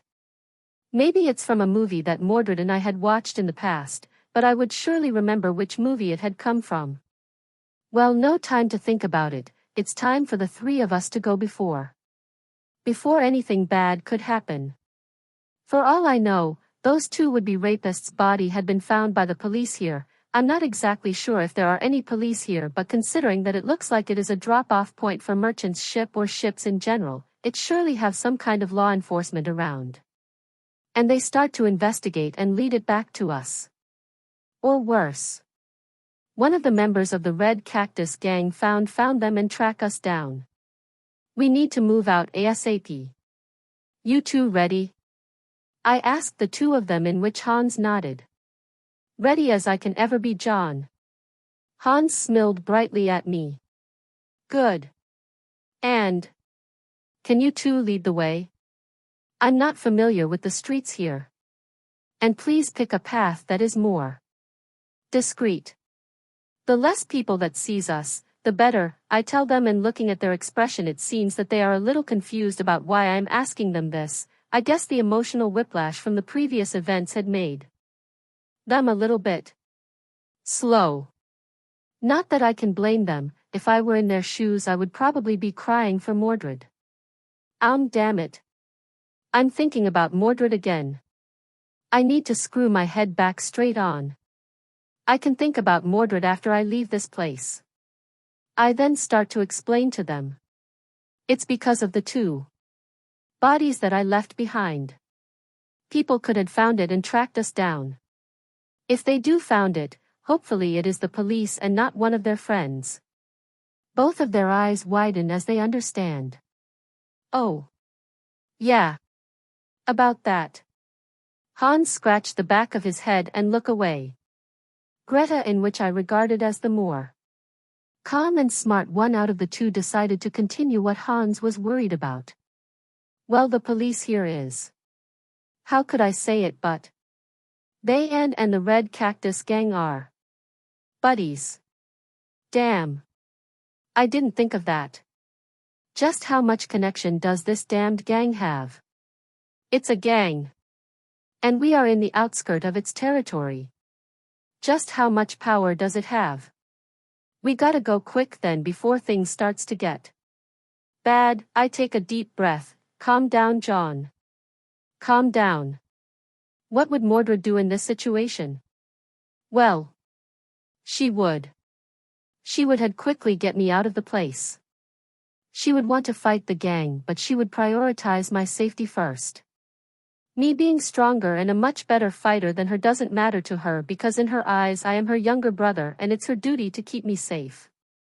And I guess I am in her shoes now too, I guess. Even with how brief our time had been, I came to care about Hans and Greta. They're like little siblings that I had never met before. Mordred would have a field day training these two. Probably like she used to train me before I unlocked my aura. I motion to the doorway with my head and they lead the way out. The sun is on the horizon now and I can see a few people walking around the slums. I had to fix my cloak so it covers my head and most of my body. It would be bad if I get any attention for looking like a foreigner, not that I am not a foreigner, nor does blonde hair is rare in general. But considering that most of the people that I sees here have dark-colored hair, yeah. I need to cover as much of myself as possible. And my skin also looked like it hadn't disliking to being tan, because no matter how many time in the past where I helped around the time, be it in summer or any other sunny day, it's still the same color as usual. Probably because of my aura. Now that I think about it, neither Mordred or Artoria also ever had a tan. Saffron got a tan pretty easily whenever it's summer or when we were going to the beach. Mom and Dad didn't got a tan. Well, look at what I had just discovered, another function about aura that I didn't know before. Not that Mordred knows about it anyway, I asked her once and she just shrugged her shoulders. I'm really curious about what do they exactly teach in combat school. Well, the general subjects like math and science, I know about it because I helped Mordred study it, but the more huntery subject? No. Not because Mordred doesn't tell me it. Mordred and I have no secret amongst each other. But it's just that. From the things that Mordred talked about it, combat school only teach would-be hunter and huntress about dust, how to fight, and how to repair or maintain their weapons. And create their weapons too. Mordred never talks about any class about aura. To be honest, I am kinda disappointed considering that aura is the most important thing for a hunter, and they just ignore it. Why don't they study about it? Aura have so much untapped potential. That was the thought on my head as I let Hans and Greta lead me into a couple of alleyways, a few sketchy places, and we even had to get into an abandoned shack. House. Ruins? Well, whatever it is, we had to get inside it and slip into a small hole in the wall. Thankfully I am only 12 years old and I don't think puberty had hit me yet, so I managed to get through the hole after I let my bag pass through it first. All in all, our hour-long journey through alleyway and a bunch of sketchy place had ended cause we just reached the northern outskirt of Khalith. So. The floors is yours, John. Well, the sands is yours. Lead us, you're the pro here. Hans tell me as her roll his shoulders and stretch his arms. Oh yeah. I almost forgot that I told them that I am a traveler. Why didn't I pick a better disguise? Why a traveler? Past John is stupid John. I hate Past John for giving me this trouble. I held back the urge to let out a sigh, and starts to walk ahead of the group. Well, follow me then, I'll point the way. I give them a smile. I really hope that there are no problem along our journey to Shade Academy. I just jinxed it, didn't I? Mordred would slap the back of my head if she were here. Sigh. Why can't I stop thinking for a second? 52 John. Greta thinks that John is hiding something. She had met a lot of traveler before who passed through Khalith, and yet, she couldn't feel any traveler vibe from John. Not that she is ungrateful to John, but she just have a hunch that he is not what he seems. But she wouldn't do anything to John anyway. She is very thankful at the fact that John had saved her and Hans's ass, literally in Hans' case, from the fucker rapist. She met a few hunters throughout her life, but that was the first time she had seen one in action. John may had called himself a hunter in training of sort, but if that is what a hunter in training is capable of, she couldn't fathom just how powerful a real hunter is. He was so fast, she couldn't see all of it courtesy to Hans shielding her with his BKDY, but she had seen enough to know that John could do a lot more than caving those fuckers' head in. He have that sword on his waist, and her instinct is telling her that John know how to use it. It was a gamble in her and Hans's part when they asked John to train them and protect them until they reached Shade to have some professional guidance to become hunter and huntress. No. They don't want to be that powerless again, if John wasn't there. Hans. She would be. She would prefer dying than what would happen to them. Shit. She doesn't know how to properly show her thanks to John. She tried her best to draw the maps to Shade, but she doesn't have the education or even take a real proper look at a map to show John a clear path to Shade. And after that? Well, Hans and her had eaten John's ration. Does she feel bad? Yes. But does she enjoy it? Of course, it's free food. Who wouldn't like free food? And thankfully once again, John is kind enough to not ask either her or Hans payment for the food, cause honestly they have nothing. Their liens? Well, she only got 15 liens from her pickpocketing venture yesterday. Other than that? Nada. Except for a couple of knives she had stole and the clothes on her back. She wondered how John would train them. She guessed that she wouldn't be as strong as John anytime soon cause he probably have professional training since he was 2 years old or some shit. Because ain't no way a normal hunter in training could do what he does. He literally caved in 2 bastards' skulls with a cold look on his face. What kind of training had John had gone through, because from the looks of it, he is their ages and yet he didn't even flinch when he basically killed those red cactus cocksuckers.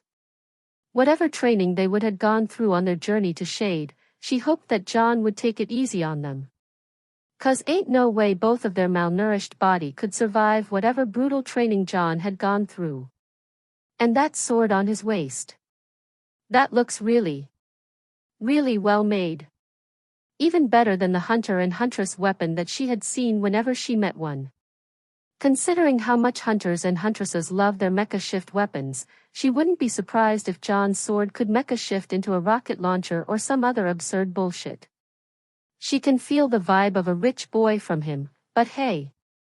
She respect him 'cause it looks like he isn't spoiled. She can see the callus on his hands that looks even worse than some of the callus she had seen from the adults back in Khalith. Even now as he is leading the way to their next destination, she can feel the confidence in his steps as if nothing could hinder his way. Like if a horde of Grimm came, he could kill them easily or some shit. To be honest, she wouldn't be surprised if that is true, 'cause look at him. He came to Vacuo alone as a traveler. No amateur hunter in training would do that, and once again by the fact that he easily fucked up those two fuckers. This doesn't look like it's his first rodeo. He probably killed a few people before. No. Not a few. Most likely a dozen, 'cause shit. He looks so at ease with turning those two rapists' brains into mush. She can feel her heartbeat in excitement because he agreed to train her and Hans. She doesn't even need to ask Hans to know that he also felt the same excitement as her. And back in their house, the way he was deep in his mind, he probably was planning on something. Probably fighting or something alongside that shit. She couldn't wait to be as strong as him someday. Damn it. Are we still going north? John think to himself because frankly, he forgot about does the sun rises on the east or the west. He cannot think clearly because all he can think about is either Mordred or the two men that he had essentially killed.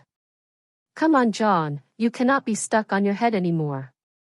You got a responsibility now, those two are counting on you to keep them safe. John thought to himself and held back the urge to sigh. Damn it. I should have taken Mordred's advice to bring her scroll with me. 'Cause.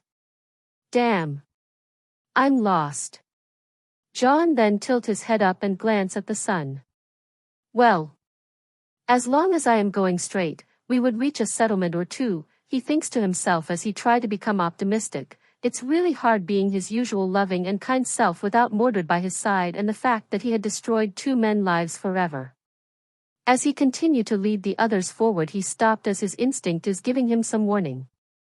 John raised a hand up and both Hans and Greta stopped. What's wrong, John? Hans asked him with a slightly worried tone because the abrupt change in John's demeanor. John stayed silent and used a low-level reinforcement on his eardrums and ear canals before he closed his eyes and focused. He can hear something moving. In the sands. Whatever it is bigger than him. John then quickly opened his eyes and jumped back to Hans and Greta just in time to dodge a stinger that had been thrusted from beneath the sands. Greta's eyes widen in fear as the creature that the stingers is connected emerged from the sand as it fully make its presence known. Hans then opened his mouth as he grabbed Greta's arm and back away from the Grimm. It's the Night Stalker. I thought it were a myth to scare children. It's a Death Stalker. I never knew that Vacuo is one of their habitat. John looked at Hans weirdly. Maybe there are rumors of something killing people here, but they couldn't find it. And that rumor turned into a story and then a myth with how long it had been ongoing to scare children from wandering off into the desert alone.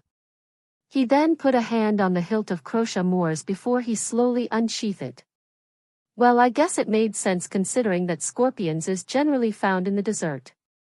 John then examined the Death Stalker. It looks normal, not an Elder Grimm, that is for sure. But it is certainly bigger than the average Death Stalker, so he guessed that it's not normal at all. And the way the Death Stalker is not charging straight to them shows that it have a semblance of intelligence. You're on the verge of becoming an Elder Grimm, aren't you? John guessed that because whenever he had killed a Grimm, they always charged at him, and from what he read, Elder Grimm is more intelligent than a normal Grimm and can even form plans and traps. How old are you? John hummed as both him and the Deathstalker have a little standoff. 50. No, like I said before, you're on the verge of becoming an elder Grimm. So closer to 90 years old, aren't you? That would explain about how you turned into a myth. If I used even a low-level reinforcement, I could kill it with little difficulty. But I need to familiar myself with Krrish moors. And the surrounding too, I guess. It would be the first time I fight in the sands and not solid grounds. I don't know how deep the sand under my feet goes down, considering that it could hide a Grimm that size. John thought to himself. I'm not at home anymore, where I am most used to fighting Grimm in the forest. I am in vacuo, where sands could suddenly make me lose my footing. John then put his sword at his side with one hand. John waited for a few more moments before he used his footwork to turn his body slightly to the left as the Deathstalker's stinger shot out at him. Ha! John's eyes widen in shock because that is not physically possible. The Deathstalker's stinger shouldn't be able to reach him. They are too far away. You're a mutated. John deflected the stinger to the sued with Krrish moors as it shot out at him again. You're a step away from becoming an elder Grimm, and you're also a mutate on top of that? You're too dangerous to be kept alive. John then bent his knee and tried to dash to the Deathstalker, and true to his fear, his feet dig into the sand and made him lose his footing, making him almost fall down at his front, if not for the fact that he had to roll down to his left to dodge another attack from the Deathstalker. I guess it's also a good thing that I didn't use any reinforcement, if my base physical strength is doing this to me. Reinforcement would make it impossible for me to have proper footing because my feet would dig straight into the sands. Even throughout all of this, John still managed to calmly assess the situation. John quickly got on his feet and spread his feet slightly more apart than usual. I need proper footing. I can't dash into my opponent because of the sand. I need to dance. Should have done it in the first place. John then quickly slid his feet across the sand and run at the Deathstalker as gracefully as possible as to not repeat his previous mistake. Just like roller skating, John. Just like roller skating. The Deathstalker then tried to stop John by thrusting its stinger relentlessly at John, in which he dodged with as little power on his legs as possible. Yeah. Fighting in the sands is much more different than fighting on normal ground. John thought to himself as he deflected the stinger once again to the side. Should I cut it off now? I could do it. But if I kill it too quickly, I wouldn't be able to familiar myself fighting in the sand as I could if I leave it alive for a little longer. John ducked under the stinger as it flew over his head. A stab on one of the joint of the stinger would make it useless. When the Deathstalker pulled back the stinger and thrust it once again at John, John simply deflected once again. This is taking too long. I'm not learning anything new by now. If only I could fight in the sand normally as I could on the groove. John's eyes widened as an idea emerged from his brain. Wait. What if I spread my aura on sole of my feet and let it transfer on the sand? Making a small layer of the sand harden temporarily by letting my aura latched onto it. John quickly backed away before he let a small amount of aura emerged from the sole of his feet onto the sand, making a sand-like footstep. He then tested the footstep by putting his weight onto it, and his feet didn't dig into the ground. John smirked and looked at the Deathstalker. I'm a genius. Why didn't I think of this before? John then let out a soft chuckle as he talks to himself once again. Well, I guess I never really need to do this kind of things before. Never had the need for it. The next time it shoot its stinger at me, I could cut it off. But it's intelligent enough to retreat if it's actually on the verge of becoming an elder Grimm. So. John tilted his head. Yeah. That could work. The Deathstalker let out a frustrated screech and shoot out its stinger once again at John, and rather than deflecting it to the side, all John did was move his head to the side, and when the Deathstalker pulled back its stinger to attack John again, John grabbed the stinger and latched onto it as he let the Deathstalker pull him, and before the Deathstalker can react to his action, John quickly covered his sword with a low-level reinforcement and used the momentum from his body to cut the Deathstalker in two right down the middle. John looked at the now dead Deathstalker before he sheathed Krrish Moore's back into its sheath/shield hybrid. If only I could get some more tricks from that fight. I guess creating a new aura technique is good enough I'd use. John let out a disappointed sigh and he hears the sound of footsteps and sands before he turned his head to look at it. It turns out to be Hans and Greta jogging to him with an odd look on their face. That they could jog here on the sands. Well, I guess they're more used to it than I had. John thought to himself as they stopped in front of him. That was so cool, John. Hans shouted at him excitedly. You were like swish to the side and Kaplank deflecting the stingers. That's like pro hunter type shit right there. Greta nodded.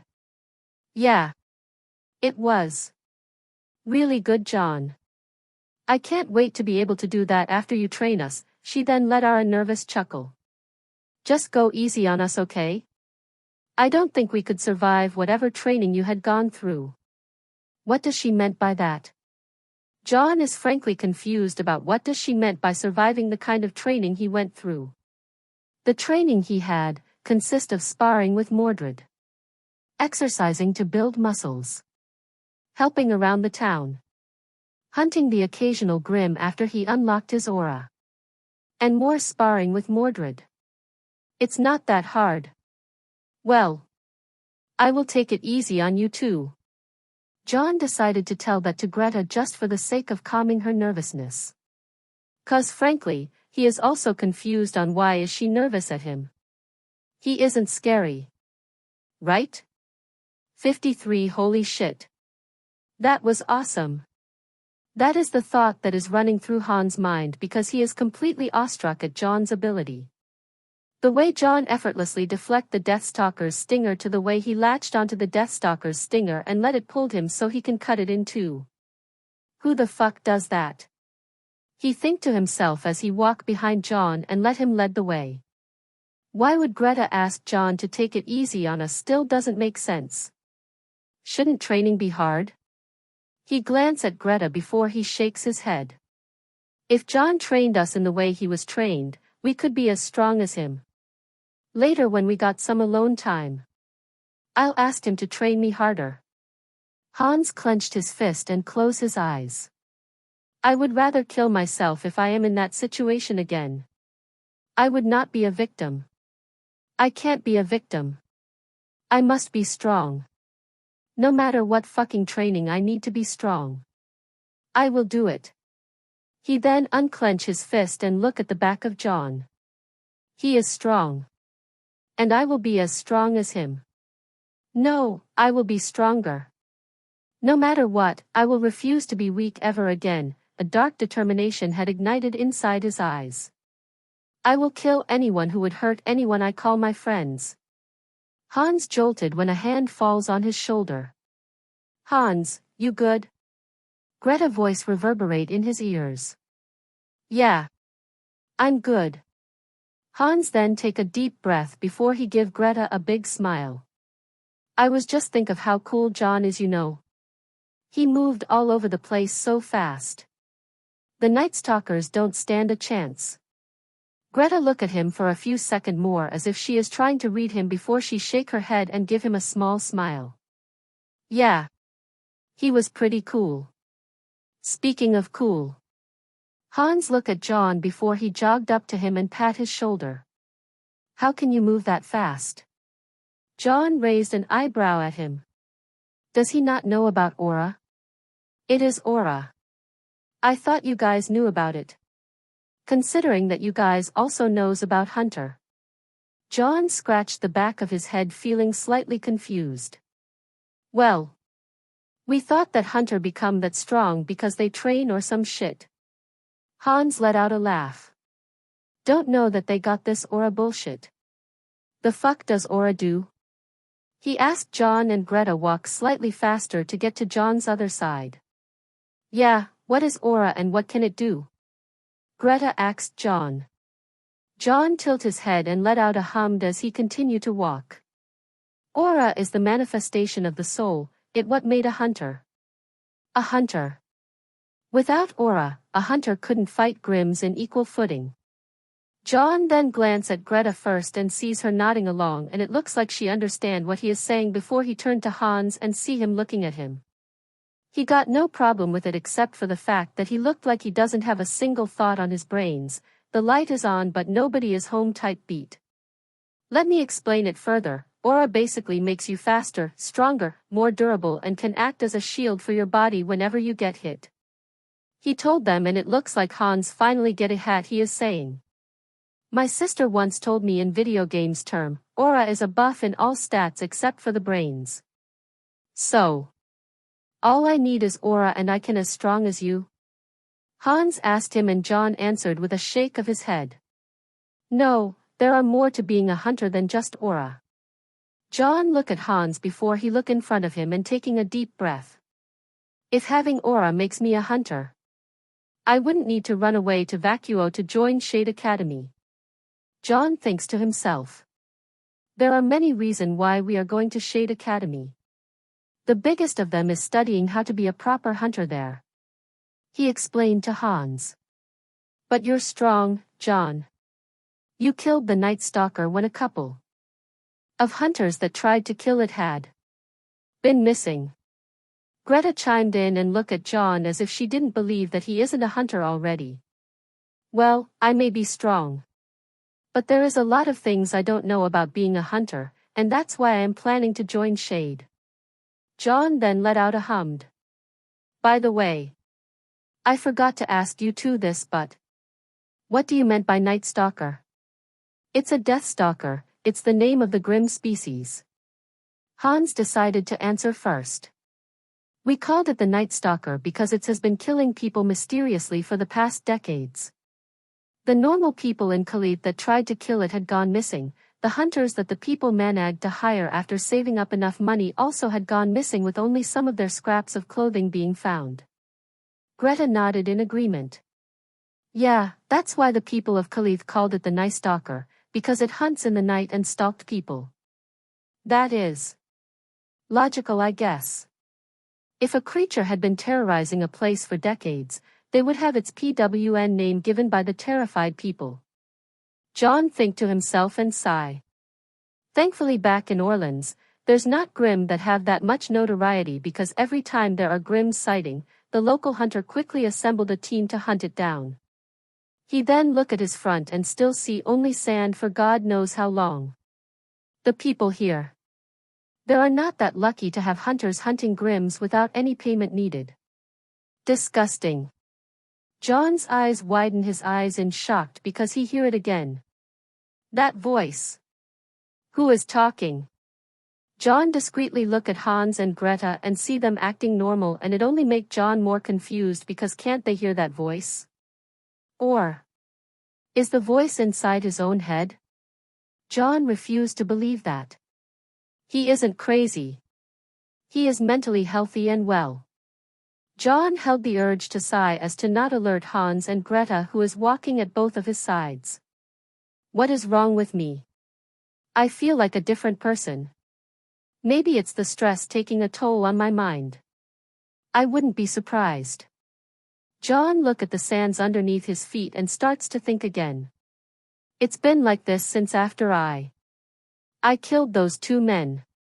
No more beating around the bush. I killed those two men. No matter how much I tried to reason with myself by thinking that they'll survive and be brain damage. Without any immediate medical treatment, they'll die. I killed two people. They were rapists, but I still killed them. Fuck.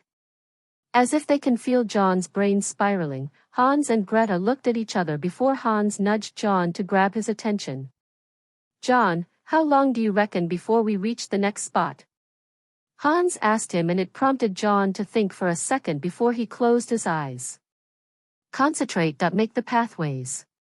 Pour a small amount of aura into the pathways. Activate the circuits. John then opened his eyes as he used a low-level reinforcement on his eyeballs. John then looked in front of him for a few seconds and see what looks like a splemmant or something. It looks smaller than Khalid, maybe only a little more than half of its size, but there are still peoples there. And John can see a sign that reads, "Welcome to Schist." John looked at the sign for a few more seconds before he deactivated the reinforcement on his eyes. It looks like we're close. We've been walking for, I don't know.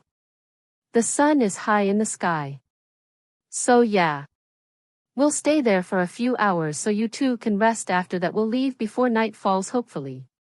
John looked at his two companions and see them nodded.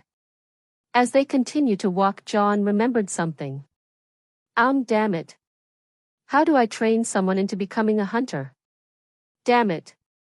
Mordred would laugh at me if she knew about this. 54 The walk to Schist was spent in comfortable silence because frankly, Hans and Greta are tired from walking through the desert underneath the blazing sun while John is still having an existential crisis. So, should we sneak in? Or should we just walk into it like a normal person?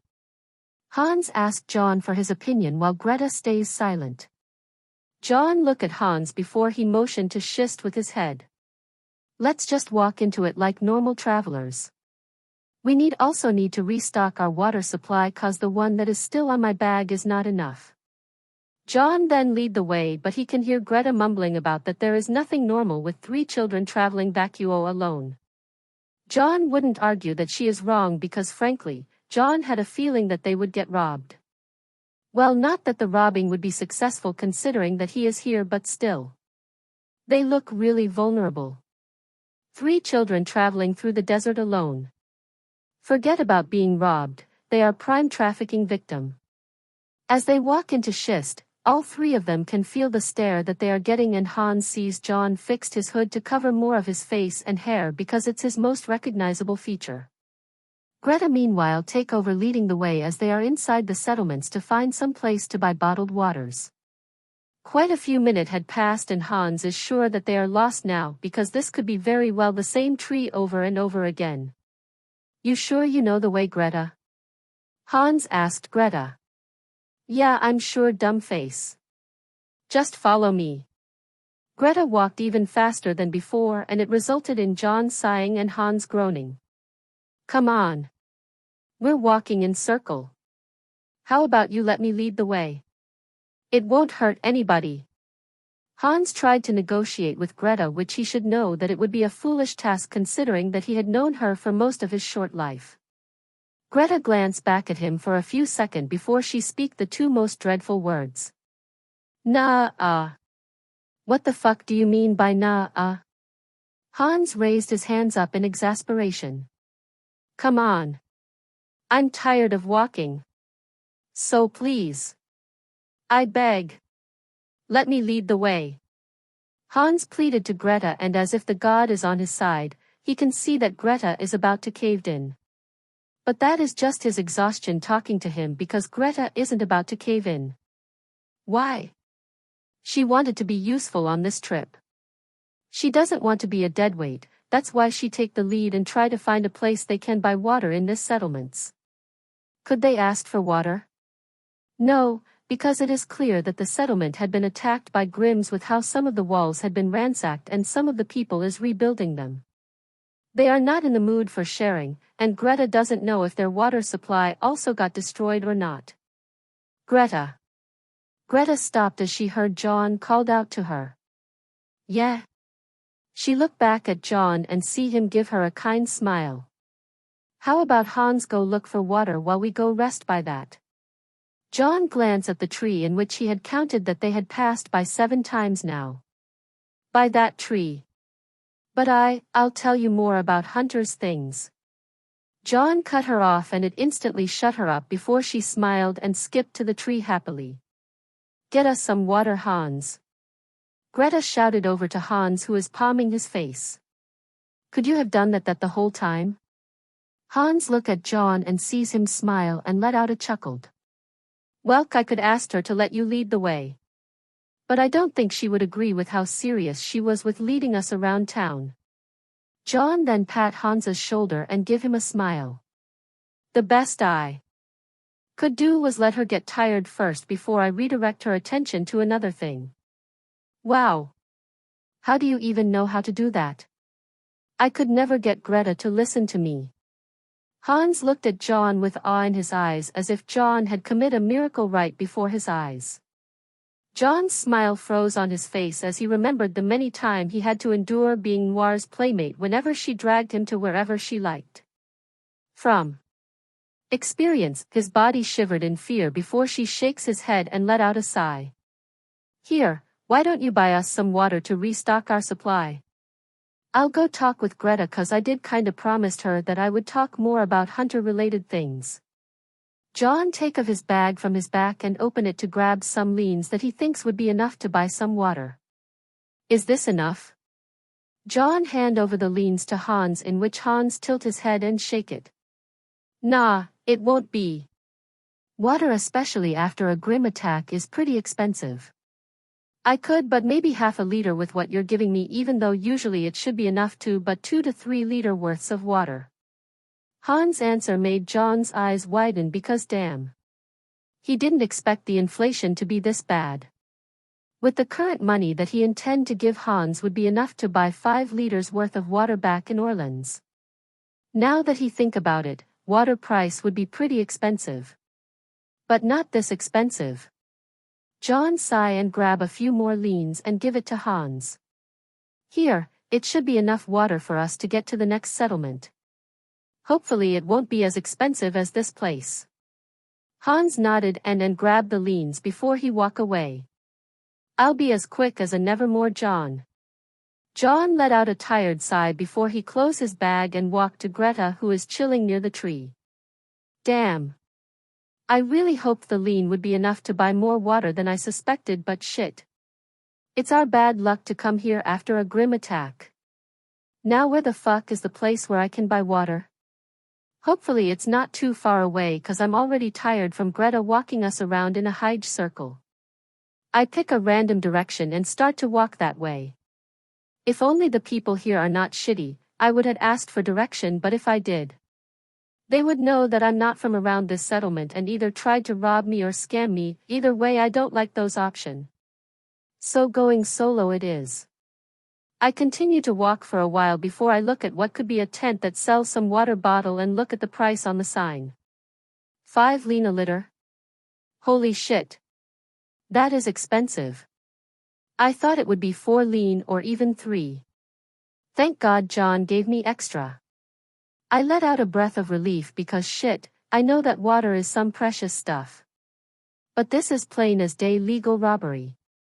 I would try and buy at another place, but shit, this is the only water station I could buy. I quickly jogged to the front of the counter and look at the grizzled seller. I ain't giving out freebie, kid, fuck off. The seller told me. This damn fucker. I may look like a stray, but shit, don't fucking tell me to fuck off. I really want to do something to him, but I stopped myself 'cause starting a problem is the last thing I want to do in my situation. I'm here to buy 2 liters of water. I slammed the 10 leans on the counter. Hurry up. I got my parents waiting for me. I lied to him because I can see some of the people near me looking at me like I'm vulnerable street kid. The grizzled seller looked at the leans on the counter before he grabbed it and pocketed it before he crouched under the counter and grabbed 2 liters of water. Here, take it and fuck off somewhere, will you? He handed me the water and I quickly walk away, not trying to stay here any longer. After a few minutes I start to think that maybe I could use a shortcut through an alleyway. It seems like a good idea to me, and so I walked through the alleyway. As I walked through the alley, I heard some voices talking. Not wanting to get caught by what could potentially be some fuckers that think I'm easy prey, I walked as quietly as possible, and the closer I got to the voices and more clearer I can hear them. I then quickly hide behind a crate and squeeze myself in between it because shit, I can hear their footsteps coming closer. Not just their voice. Fuck me for thinking it's a good idea to take a shortcut. I don't even know if it's a shortcut anyway. I was just hoping that I got lucky. Heard from one of the other men that a couple of our people got whacked in the head back in Khalid. I wanted to see who is talking, but I didn't dare to peek my head from the crates to see who is talking, but shit. What they talking about is far too familiar for my liking. You think they found out who fucked our brothers? Another voice chimed in. Nah. But our brethren is investigating with the cops there. It won't take long to find out who did it. But whoever did it will be in living hell for sure. The first voice let out a laugh that bring chills to my core cause I think I could easily guess who these fuckers is. A member of the Red Cactus. Shit. Damn. Just how bad is the damage? Not the I mind giving those fucker who think they could mess with as a painful lesson. But I'm curious about the damage. The second voice asked. Well. From what we got it's that. 2 of our men got whacked in the head like I told you before and they are dead, the first voice revealed. Dead? I don't know if it's a good thing or not right now. On one hand I am happy that those fuckers is dead but on the other hand. Because they are dead, we are fucked. Dead? Damn. Guess we would have to torture whoever did it then. The second voice chuckled before he continued. I would bet you 50 lean that whoever did it gonna get our namesake. I ain't betting on something I know I would lose if I bet against it. The voices starts to become fainter and fainter as those 2 Red Cactus members walk further and further away. After waiting a few minutes to make sure the close is clear, I squeezed out of my hiding spot and wipe a sweat off my forehead. Shit. We gotta get out of here fast. 55 so. I know that I promised to train both of them but frankly I don't know how. Why did I agree? Why did past me agree to do this? I really hate past John cause look at this. Look at the mess he brought to me. I glance at Greta that is still waiting for me at the tree before I sigh and continue to walk to her. Okay. Right now all I need to do is tell her about Hunter's stuff while Hans go and restock our water supply. This is easy. I know a lot of things about hunters and hunters related thing but what I'm stumped about is how would I train them when the time came. Okay John, let's plan this out. Later. Cause I had reached Greta. We look at each other and I can see the anticipation in her eyes. I take a deep breath and sit down next to her. So. What do you want to know about Hunter? I asked her. She hummed and tapped her lips before she opened her mouth. Well. I want to ask you something. And it's about you, John. And it is also Hunter's related so. Can I ask you those questions too? Pretty please. I raised my eyebrows at her because that is technically not wrong. I did promise her that I will tell her about Hunter's related things and I guess as long as the question she asked about me doesn't went further than that then I guess it's okay. You can. So. Feel free to ask as long as it's related to being a hunter. I give her a gentle smile because I don't know why, she remind me if Blanchard and Noir is the same person. She was shy when I first met her but she is pretty extroverted when we get to know each other. But I could be wrong about her shyness though considering that the circumstances that we met for the first time was rather bad. I won't blame her if it turns out that her shyness is just because she was shocked. And even then. She was a little bit weird when we were in the desert. Like I am scary or something like that. Vacuum people are weird. I'm not scary. So. How old did you start training John? Greta asked me and look at her now. She got nervous again. What is happening? I'm confused. She was excited not even 2 minutes ago. Why is she nervous now? I made sure to not let my confusion reach my face before I answer her. Well, I started when I was 3. Or maybe it was 4 years old. It's about when I was that age. And much to my continued confusion, she became even more nervous. What is happening? Is that normal? She asked me. Oh. She is just worried about me. That's good. Though she got nervous because of me. It turns out that she is nervous for me.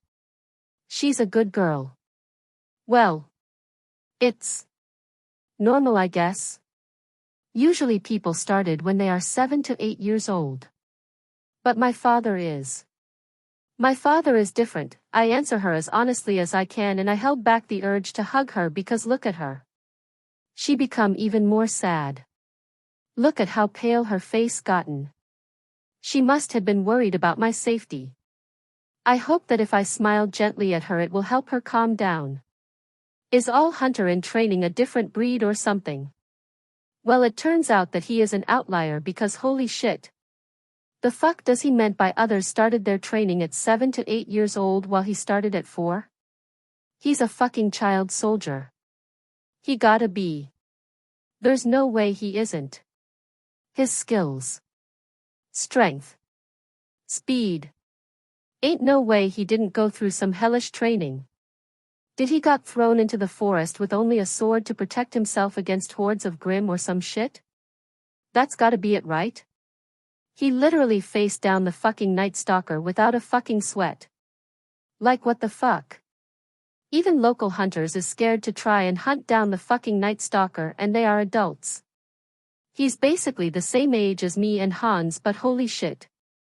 Oh, calm down, Greta. Calm the fuck down. Don't let him smell the fear. And that smile. Holy shit. Is he like trying to threaten me? No, there's no way. Wait. Maybe he isn't trying to threaten me. But he is trying to tell me that it is okay. Nah, this is bullshit. Ain't no way this is okay. Being a street orphan like both me and Hans is bad, but I think whatever he gone through had topped whatever the fuck Hans and me experienced. Fuck me. I am really afraid that he really got thrown into a forest fighting a Grimm with nothing but a sword as training regiment. So John. Is your training involve fighting Grimm? Why the fuck am I asking the fucking obvious question anyway? My nerves is getting the best of me. Of course his training involved fighting Grimms, it's... yeah. I guess hunting Grimm is a part of my training. And there he goes answering my stupid question. At least you got your aura thingy protecting you, right? I look at him expecting a nod or some shit because ain't no way his trainer is cruel enough to send a kid to hunt a Grimm without that fucking aura he talked about. And what did John do? He shakes his head no. What the fuck? I am really scared to be trained by him.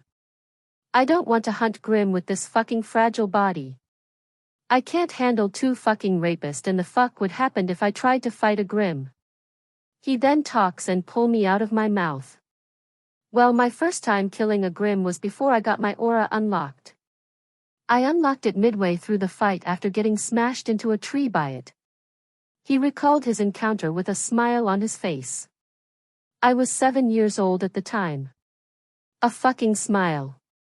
Scratch that, a fucking fond smile. Okay, that's it, he is crazy. Absolutely bonkers in the head. I bet my money it's from all the brain damage he must have got from his fucking trainer. Okay, Greta. Change the subjects. He may smile now, but it obviously because he is numb to it. He's a child soldier and fuck me. He needs some fucking therapy. And what do I change the subject to? What subject? My eyes locked to the sword peeking out of his cloak and a bulb lit on top of my head. Well, at least you got that trusty sword of yours to help you through that fight, right? Oh, I beg you. Please. Don't let whatever answer that came out of his mouth doesn't scare me even more. Please. I watched John tilt his head and look at the sword before he laughs softly and shakes his head. I stepped on a landmine, didn't I? Oh, about my sword. My first fight with that Grimm was with a wooden sword. I wouldn't be injured and broke my ribs and shattered my arm if I had a real sword to help me. Well, I guess it wouldn't help that much anyway, considering that I only unlocked my aura after I was severely injured. He scratched the back of his head as if he didn't recount a horror story. You know what? I may be scared of John, but that is not his fault. It may sound stupid, but I'll take care of John and will try my best to fix whatever is wrong with him, cause fuck me. He got something wrong with him. I'll talk to Hans later when we get some alone time. Cause he will agree with this shit. John needs help and he is willing to make us strong. The least both Hans and I can do is help him heal mentally and maybe punch his trainer if we ever meet that fucker. 56. Now that I think about it, it was pretty fun back then when I first unlocked my aura. Fighting Mordred was still something that isn't repetitive because I actually still could lose compared to now.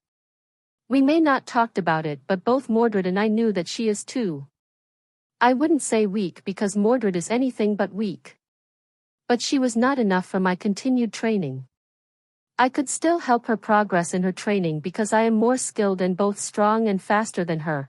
She can still use me as a grindstones, and as for me, well, she tried her best. That's all I could ask for. And I am not joking about how she always tried her best. I can see it in her eyes that she doesn't want to be the wall that stagnate me from pushing my skills even further beyond. She trained harder even when I was not able to train with her, which is rare, and she trained her aura control late at night, so we have more things in common with each other. John. Greta's voice pulled me out of my head once again. And I was thinking about Mordred too. Is this going to reoccurring over and over again? Damn. I really miss Mordred. Yeah. Any more question, Greta? You only asked me a few. I look at Greta and focus my attention at her. I need to be more at the present. I can't think about home later when it's night and it is time to sleep. For now I need to focus on her. Greta's face is still a little bit pale, much to my worry, but some colors had come back thankfully. Greta looked away before she turned her eyes back to me. So how did you exactly unlock your aura, John? Did your injuries unlocked it for you? Do I need to get that injured to unlock it? Well, how do I explain it without mailing her scared?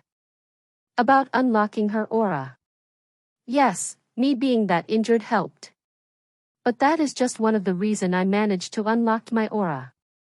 The second reason is my soul had become strong enough and manifested itself.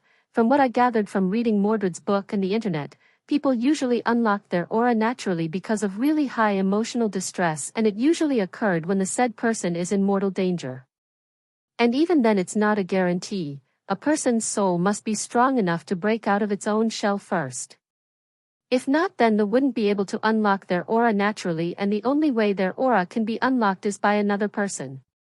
I shake my head to answer Greta. No. And yes at the same times. Someone could unlock their aura when they are in mortal danger, but only if their soul is strong enough, because aura is the manifestation of our soul. I look at her and just I expected. She become pretty sad. Is there another way? She asked me, and Jay nodded at her. Yes, an aura can be unlocked by another person. She then instantly perked up. Can you do it to me? Unlock it? I can see the fire in her eyes at the prospect of getting her aura unlocked. How do I explain it to her without making her more sad? I can't. I know it must sound crazy, but I don't know how to unlock somebody's aura. I know I have insane aura control, but I never tried to unlock another person's aura. I was trying to stay low-key, so I can't exactly just unlock a person's aura when I myself is hiding the fact that I have aura in the first place. It would basically be a huge stupid things to do. And whose aura would I even unlock? My sister's? The people at town? I let out a sigh because damn it. I should have asked Mordred about how to unlock a person's aura. I remember her offering it to me before I unlocked my aura. I never thought to ask her about it again, considering that I already unlocked my own aura by myself and never saw the need to ask her on how to do it. All I know is that unlocking a person's aura is really intimate because our soul would connect and pull the other out of its shell. No, Greta Dedham, I don't know how to do it. I would unlock it for you if I could, I really would. I promise to train them, and even if it's really intimate, I would unlock their aura because they're under my responsibility now. I know it's stupid. I know that that is a huge responsibility for a 12 years old. But I can't just help it, okay? And once again I see Greta become dejected. Could I use my aura to just do it now? My aura control is good enough to do that. From the little I know, the process is just me pulling their aura out, but it can't be just that. I remember Mordred talking about how there's a chance or things like that. So it can't be as simple as pulling their aura out. And it's frankly too risky for me to do it. What if I injure Thea's soul if I just pull it out? I may have done some stupid decisions throughout my 12 years old life. But still, even I know that this is frankly too dangerous for me to do without proper guidance. Come on, John. Think something to get her out of her feelings like now. Oh yeah. I forgot about that. I really hope they would offer to do this, because I think if not, then the only way they would be able to unlock their aura is through the natural way, until I am confident enough to unlock it for them. Hey Greta, it's not all bad news. There is one other way you could potentially unlock your aura. I told her and she raised her head but continued to stay silent, and I understand why she is staying silent. She doesn't want to get her hopes too high right now after the two bad news I had given her back to back. There is a possibility that the professors in Shade Academy would be able and willing to unlock your aura for you. I give her a smile and she nodded softly. For real? For real. Why would they even do that? Is it for free? If not, then how much would we need to pay them? She asked me, and it is a pretty good question. I don't think that they would charge us money for this, because their new program accepts children my age into the academy, and they should expect that not all of the children would have their aura unlocked. And even then, even if they asked for payment, I hopefully have enough money for it. And if not, I could take the risk and unlock their aura myself, which hopefully wouldn't happen because damn it. It is too risky. It's last resort. Last resort. Well, hopefully it is free. And if not, then also hopefully I have enough money to pay them. I chuckled to lighten up the mood. I think it's best for me to not tell her about my last resort shit. Fuck. I need to get back to Greta and John fast. We need to get out of this place. What if their investigation lead back to us? We don't know what they could find. Shit. And they worked for the police there too, so we're double fucked. I should had hide those two fuckers better. What the fuck am I thinking? A tarp. A fucking tarp. We should had dig a hole somewhere and dump their bodies there. Considering how strong John is, it shouldn't take that long for us to bury their body. Shit. I run through the alleyway as fast as I can. And I wasn't kidding about me running as fast as I can, because our lives is on the line here. I continue to run like a fucking fire is trying to crawl up my ass until I can finally see the tree that John and Greta is resting under. It only take me a few more seconds before I stop in front of their confused face looking at me while I start panting like an exhausted dog. I wheezed before I get a coughing fit. Out of the corner of my eyes, I see both John and Greta stand up and quickly pat my back. Hans, drink the water. Greta ordered me, but I shake my head and look at John. John. We need to go, John. Now, I told John, but he only looked more confused and glanced where I came running from. Why? He asked me, and take a deep breath and calm my heart down from running before I continue to talk. They found it, John. They found it. Found what? Greta asked me, and I turned my head to her. They found the bodies. Shit. I hear John cursed. Yeah. Shit indeed. 57 shit. Pardon my language, but shit. How did they found the bodies? The alley alone is pretty hard to find, and yet they had found the bodies this fast. I expected them to find the bodies, but not this fast. How did Hans even found out about this news? Are the people on a manhunt for us? Do they even know who killed them? Do they even have a suspect? This is not good at all. I know it's self-defense because I was trying to save 2 children from being raped, but from what Hans and Greta told me about the police or laws here, they're corrupt. Who knows what they would do to yous if they found us? Death could very well be the least of my worries. Stop it, John. You cannot be panicked now, you have 2 people that is counting on you. I look at Hans and nodded to myself as I try to calm down the best that I can. Hans, what else did they talk about? Hans look at me before he starts talking. They talked about how they found the bodies and how they are currently working with the cops back there at Khalif to look for whoever did it. Help me. I don't know what to do. The only plan that I could form is running away to the next settlement and get to Shade Academy as fast as I can. Greta told me that Khalid is at the edge of the Red Cactus's territory. It is fair to say that the closer we get to Shade Academy, the deeper we would be in the Red Cactus territory. So the plan is simple: pack up, go out and try our best to go to Shade. Which is easier than paper. Hans. I call out to Hans and he perked up. Do they have any clue who the suspect was? 'Cause depending on your answer it's the difference between walking to our next settlement or sprinting to our next settlement.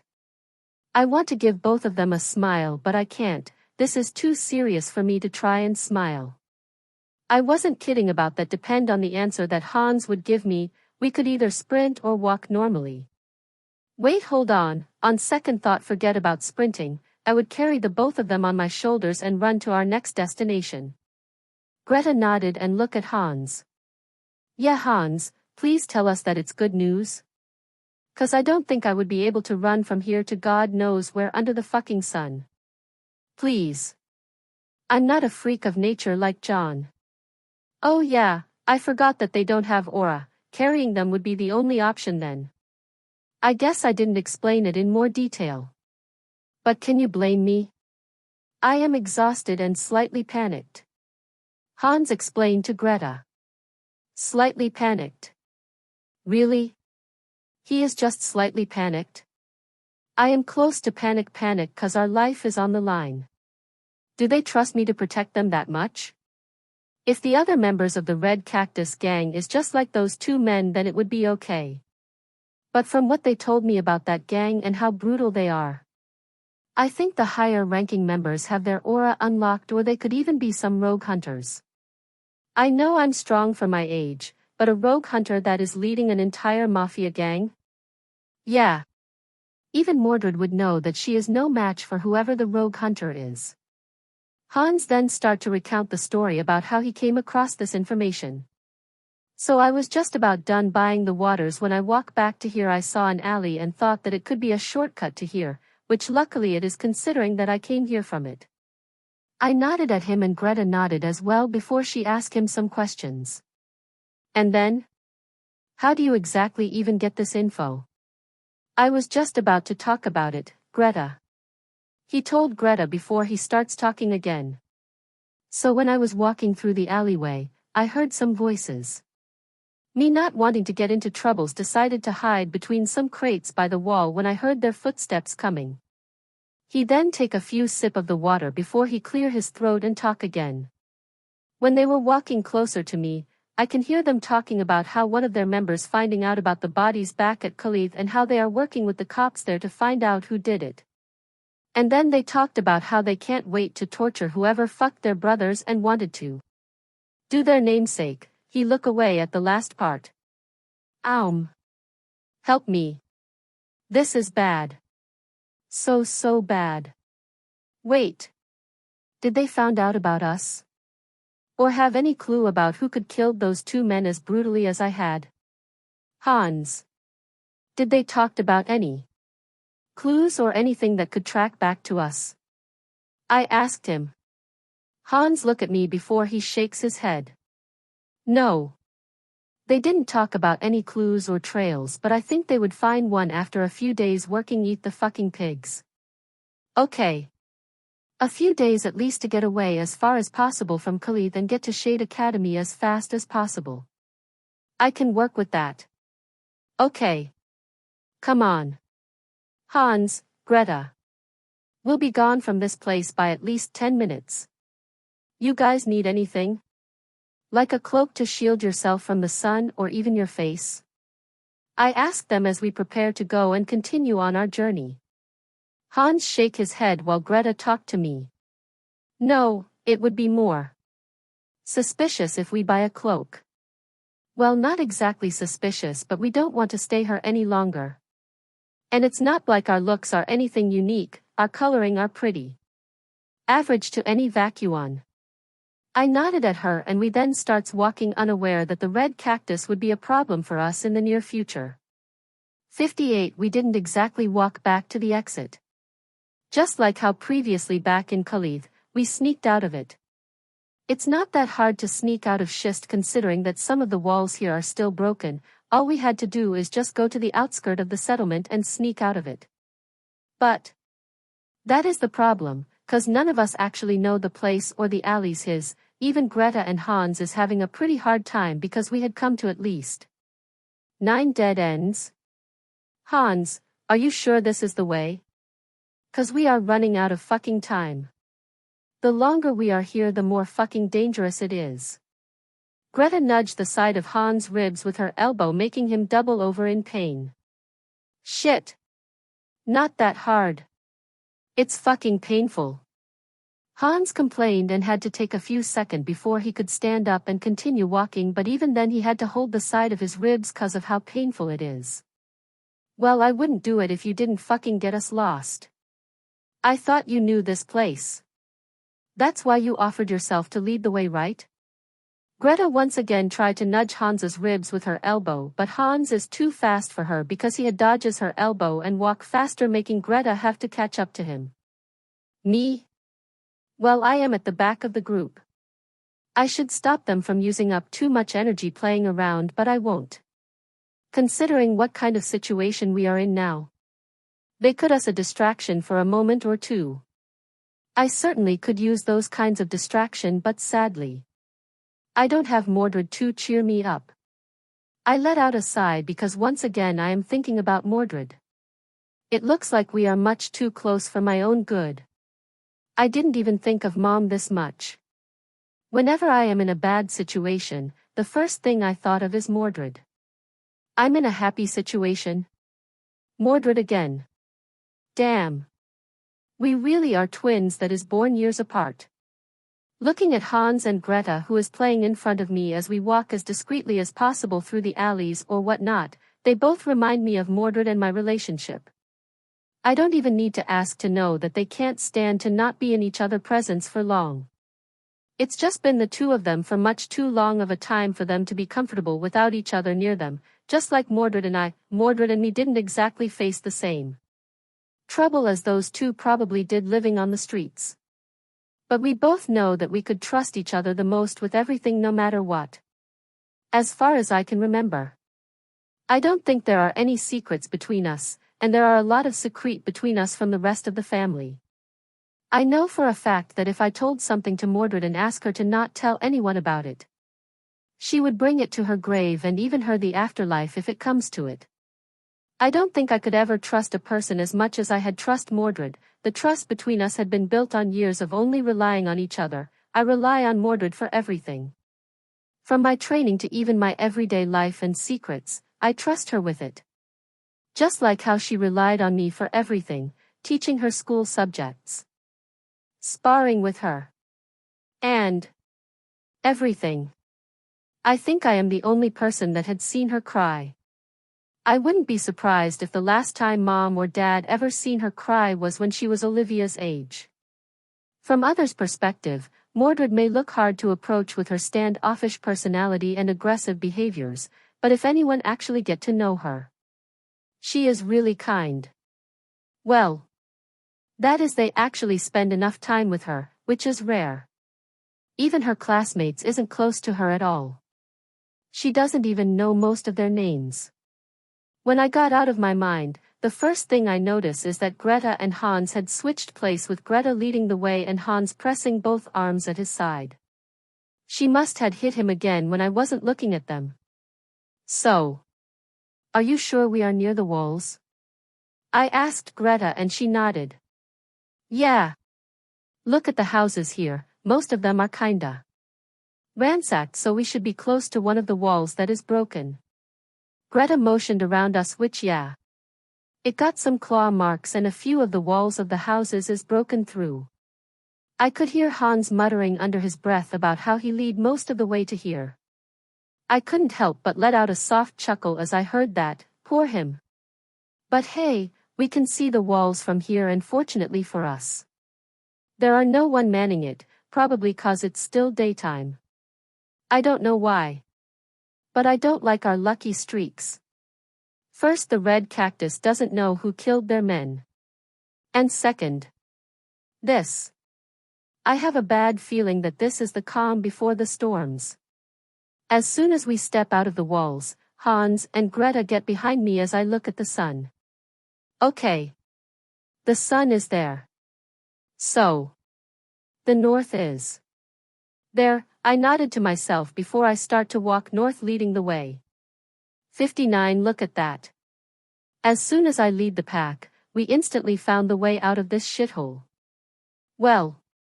It's not a shithole per se. The place here is just a little bit worse than Khalid, considering that Khalid is a coastal settlement / small town that is basically the main place for shipment to come from the south. Shist sadly doesn't have the protection and care that Khalid got from the other kingdoms. That is also why the red cactus influence there is not as strong as it could be. Don't get me wrong, I'm not saying that it is weak by any mean, considering that they have the cops there on their pockets, but the red cactus knows better to not cause too many problem, or they would get the attention of any other kingdom / merchants that use Khalid to drop off their shipment or shits like that. I ain't the smartest person in the world, but I fucking sure as hell know that even the red cactus don't want that to happen to them. If the kingdom got their eyes on them, well, they could lose all footing in Khalid and maybe more. As for the merchants, well, they know that the red cactus have some control over Khalid, and as long as they don't disturb the merchants' business, I don't think the merchants would care. And if they do have their business disturbed, well, the red gang wouldn't be able to buy shit from them, or even worse, the merchants could tattletale to the other kingdoms. Damn. Walking through the sand is pretty boring, I guess. John is in front of both me and Hans and had taken over the lead. And Hans? Well, he is in a world of his own. That's for sure. I turn my head and look at Hans' face for a few more seconds that necessary, and it managed to get his attention as he turned his head and looked at me. What is it, Greta? You're tired? He asked me with that dumb face of him. Nah, I ain't tired. Just can't imagine the reason why you look so fucking ugly, Hans. I smirked and teased him. Ugly? I am not ugly. He covered his face with his hand and starts to examine it with his hands. John. He called out to John, and John then turned his face to us and raised an eyebrow. What is it, Hans? He asked Hans. Damn. How did he not hear what we were talking about? We are literally not even 1 meter away from him, and Hans is pretty loud. I think John is lost in his minds or some shit. From the time that both Hans and I knew John, which is not that long considering that it isn't been an entire day since we first met. But John, well, he easily get lost inside his minds.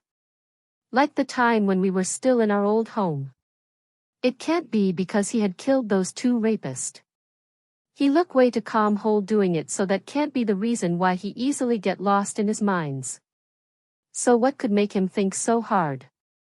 Is it his family? Wait. I don't think I ever asked him about his family before. I wonder what his family is like. Are they as experienced as him? Probably. So what could it be that is stuck on his minds? Wait. He did talked about his family to me while I was asking him questions about hunters. He talked about his father. And judging by what he is saying, his father is most likely the one who trained him. No matter how hard I try to think of a reason, the only one that makes sense to me is that he is thinking about his past training. God damn. I still can't wrap my mind around the fact that he had fought a Grimm without that aura bullshit while only using a wooden sword. Like what the fuck? Who would send a 7-year-old child to kill a Grimm alone with only a fucking wooden sword? Like shit. John. Am I ugly? Hans shouted at John as if he doesn't believe what I am saying. Like shit, Hans. Trust me. Don't you trust me? Greta? The person you know the longest for? If you can't trust me, then who could you trust? John starts to hum and rub his chin. Ugly. Well, I wouldn't exactly call you ugly, he then chuckled. You are. You look good. He told Hans, and Hans looked so relieved as if it was true.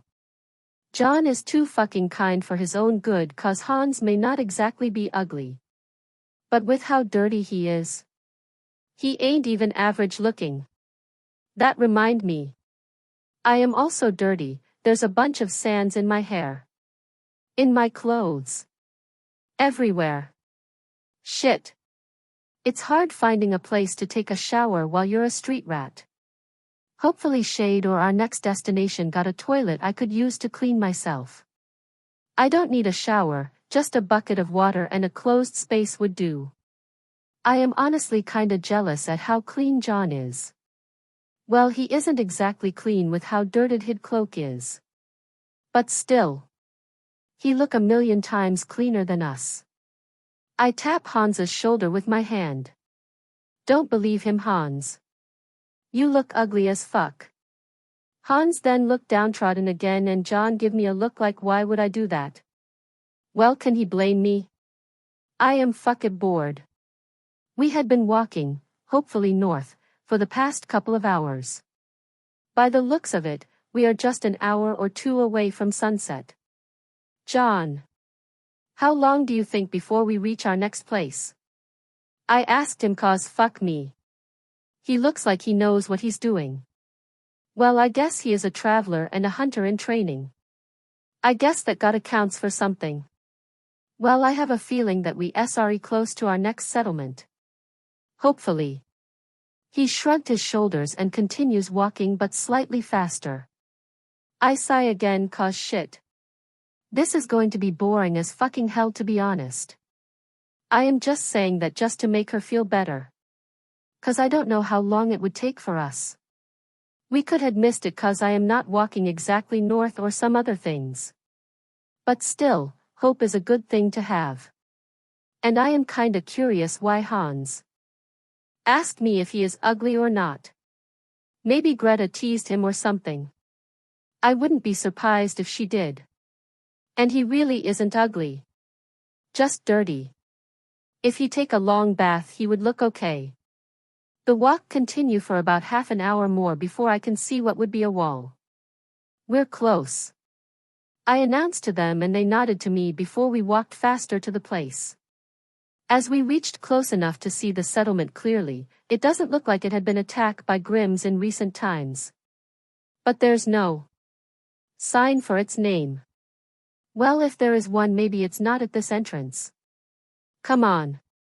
Let's try to sneak in. I tell them, and we walked away from the entrance until we reached a wall that have no man manning it. So. Are we going to climb that? Hans asked me, and I shake my head. No. I look at them before I gently carry them both each on my arms, and I used my low-level reinforcement and the new foothold technique I got before I jumped over the wall and land on the other side. We look around and see that no one is around and breath out a sigh of relief before we continue to walk as naturally as we can through the settlements. After a couple of minutes, Hans and Greta sats talking to each other, but I sigh and starts to plan our stay in this place. First, we need to get a shelter. That would be easy considering I could just carry them on top of a tree and we stay the night there. Water? We got a stock of it. Food? There are still some left from my rations. As I continue to think of what we should do, I didn't notice the person walking in front of me, and we bumped into each other and I accidentally knocked the person on their butts. The cloaked person shouted as they fell down. My eyes widen before I instantly move closer to the person and pull them on their feet. Sorry. I wasn't looking where I was going. I really hope they can feel the sincerity on my voice because I actually doesn't meant to do that to them. It's okay, the person sigh and dust off some sands from their cloak. Seeing that the problem is solved now, I reach my hand out and decided to introduce myself as to not come across as rude. My name is John, sorry for knocking you over. I tell her my fake name. I don't think that it is that bad to tell them my name considering that it's fake and no one except for Hans and Greta know about it. John. The cloaked person repeated before they then removed their hood and revealed the most beautiful hair I had ever seen as she take my hand. It's as red as a ruby. Flowing like silk linen cloth. I think. Damn. And her eyes. Her eyes is as green as emerald. Is she real? How could a person be this beautiful? Sapphire. You can call me Sapphire. I could hear her voice from the edge of my mind. Sapphire. What a beautiful name for a beautiful woman. 60. Wow. Just wow. I can't stop looking into her eyes. Is this love? No, it must be more. I never know someone could feel like this. This have to be something more than love at first sight. It's like her eyes is pulling me into them. I don't think I would mind that. And I can also feel that she is strong.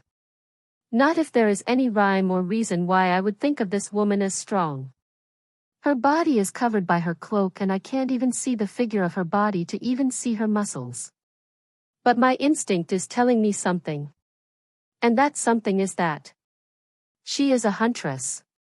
A powerful one. And I wouldn't be surprised if she one of her generation's best hunters because my instinct is telling me that she is just a tad weaker than Dad. And Dad is a really high top-tier hunters with decades of experience. While I was too lost in my own thought while looking at Sapphire's eyes, I blinked when I feel a hand patting my shoulder and when I look at who had done that, it was Hans. He is patting my shoulders trying to get my attention with a teasing smirk on his face. Wait. Is it that obvious? I blushed before I looked back at Sapphire and scratched the back of my head with a nervous chuckle. Sorry, Miss Sapphire. I didn't meant to stare. I gongily look away not wanting to make this situation even more awkward. John. What is wrong with you? You were never like this before. Why are you being a nervous wreck? IRS just a woman. A really beautiful woman with ruby-colored hair and emerald green eyes. But still she is just a woman. I blushed even harder when I heard her laugh softly. Oh God, John. Stopped blushing. If Mordred was here, she would be yelling at me telling me that I am fumbling the bag. It's okay, John, I don't mind it. She told me and I then steel myself to look into her eyes again but damn. It is still as beautiful as it was when I first looked at it. It's just. I was being rude. You're just really pretty, miss, I told her and she shakes her head. Hey, I didn't feel offended, John. On the other hand, I feel really flattered. No one ever called me pretty before. Her voice sounds like music to my ears, especially when she chuckled. How can a voice be this beautiful? Not only her eyes, hair, face, but even her voice is beautiful. And no one called her pretty before? That is impossible. There's no way that is true. A woman like her must have been complimented every day, right? It's hard to believe. If somebody never called you pretty. Miss. I tried to sound as confident and calm as I usually am. But it's hard doing that with her eyes staring into my soul and made it doesn't want to be freed. Trust me, kid, most people that actually know me are scared of me. Her eyes got that look that I usually see whenever someone brought up something to Dad about his past. I don't like it. And eyes as beautiful as that can't have its light faded because of their pasts. It's an act of war crime. Yeah. A war crime. That's what it is. Before I can say anything to dissuade her from thinking that, she shakes her head and the look in her eyes is gone in the next blink of her eyes. So kid, what are you doing here in Gossen alone? She tilt her head and look at Hans and Greta behind me. Are those two your friends? Where's your parents? We're just traveler, miss. Hans answered her with a huge smile on his face. Greta nodded along and I then smile. Yeah. We're just travelers just exploring vacuo, miss.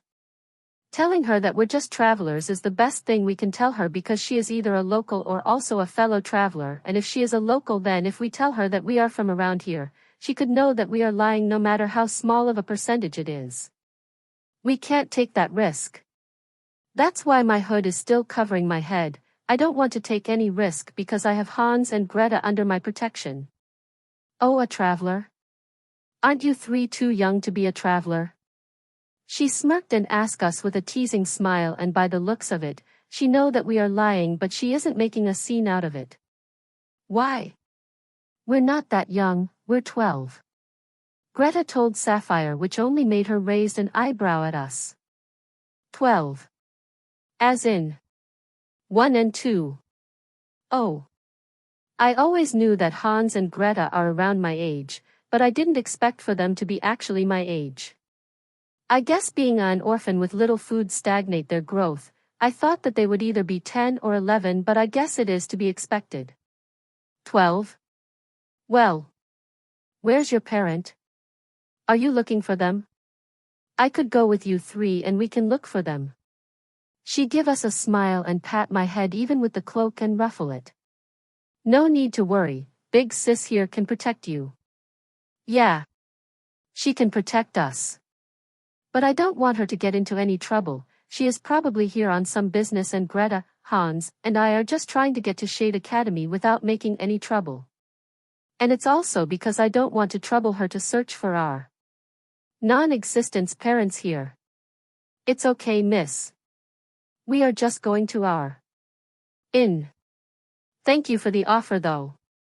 I thanked her before I grab Hans and Greta's hand and start to walk past her. If my instinct are correct and that she is a huntress, then her instinct would probably know by now that something is off with us. The longer we stay with her, the more bad the situation is. The last thing I want is to drag an innocent bystander into my problems. Thanks for watching. If you want to suggest me anything, please comment. Thank you. Only true anime and Marvel fans will hit that subscribe button. Are you one of them? Comment on their favorite young adult fantasy audiobooks and check your other videos for more recommendations.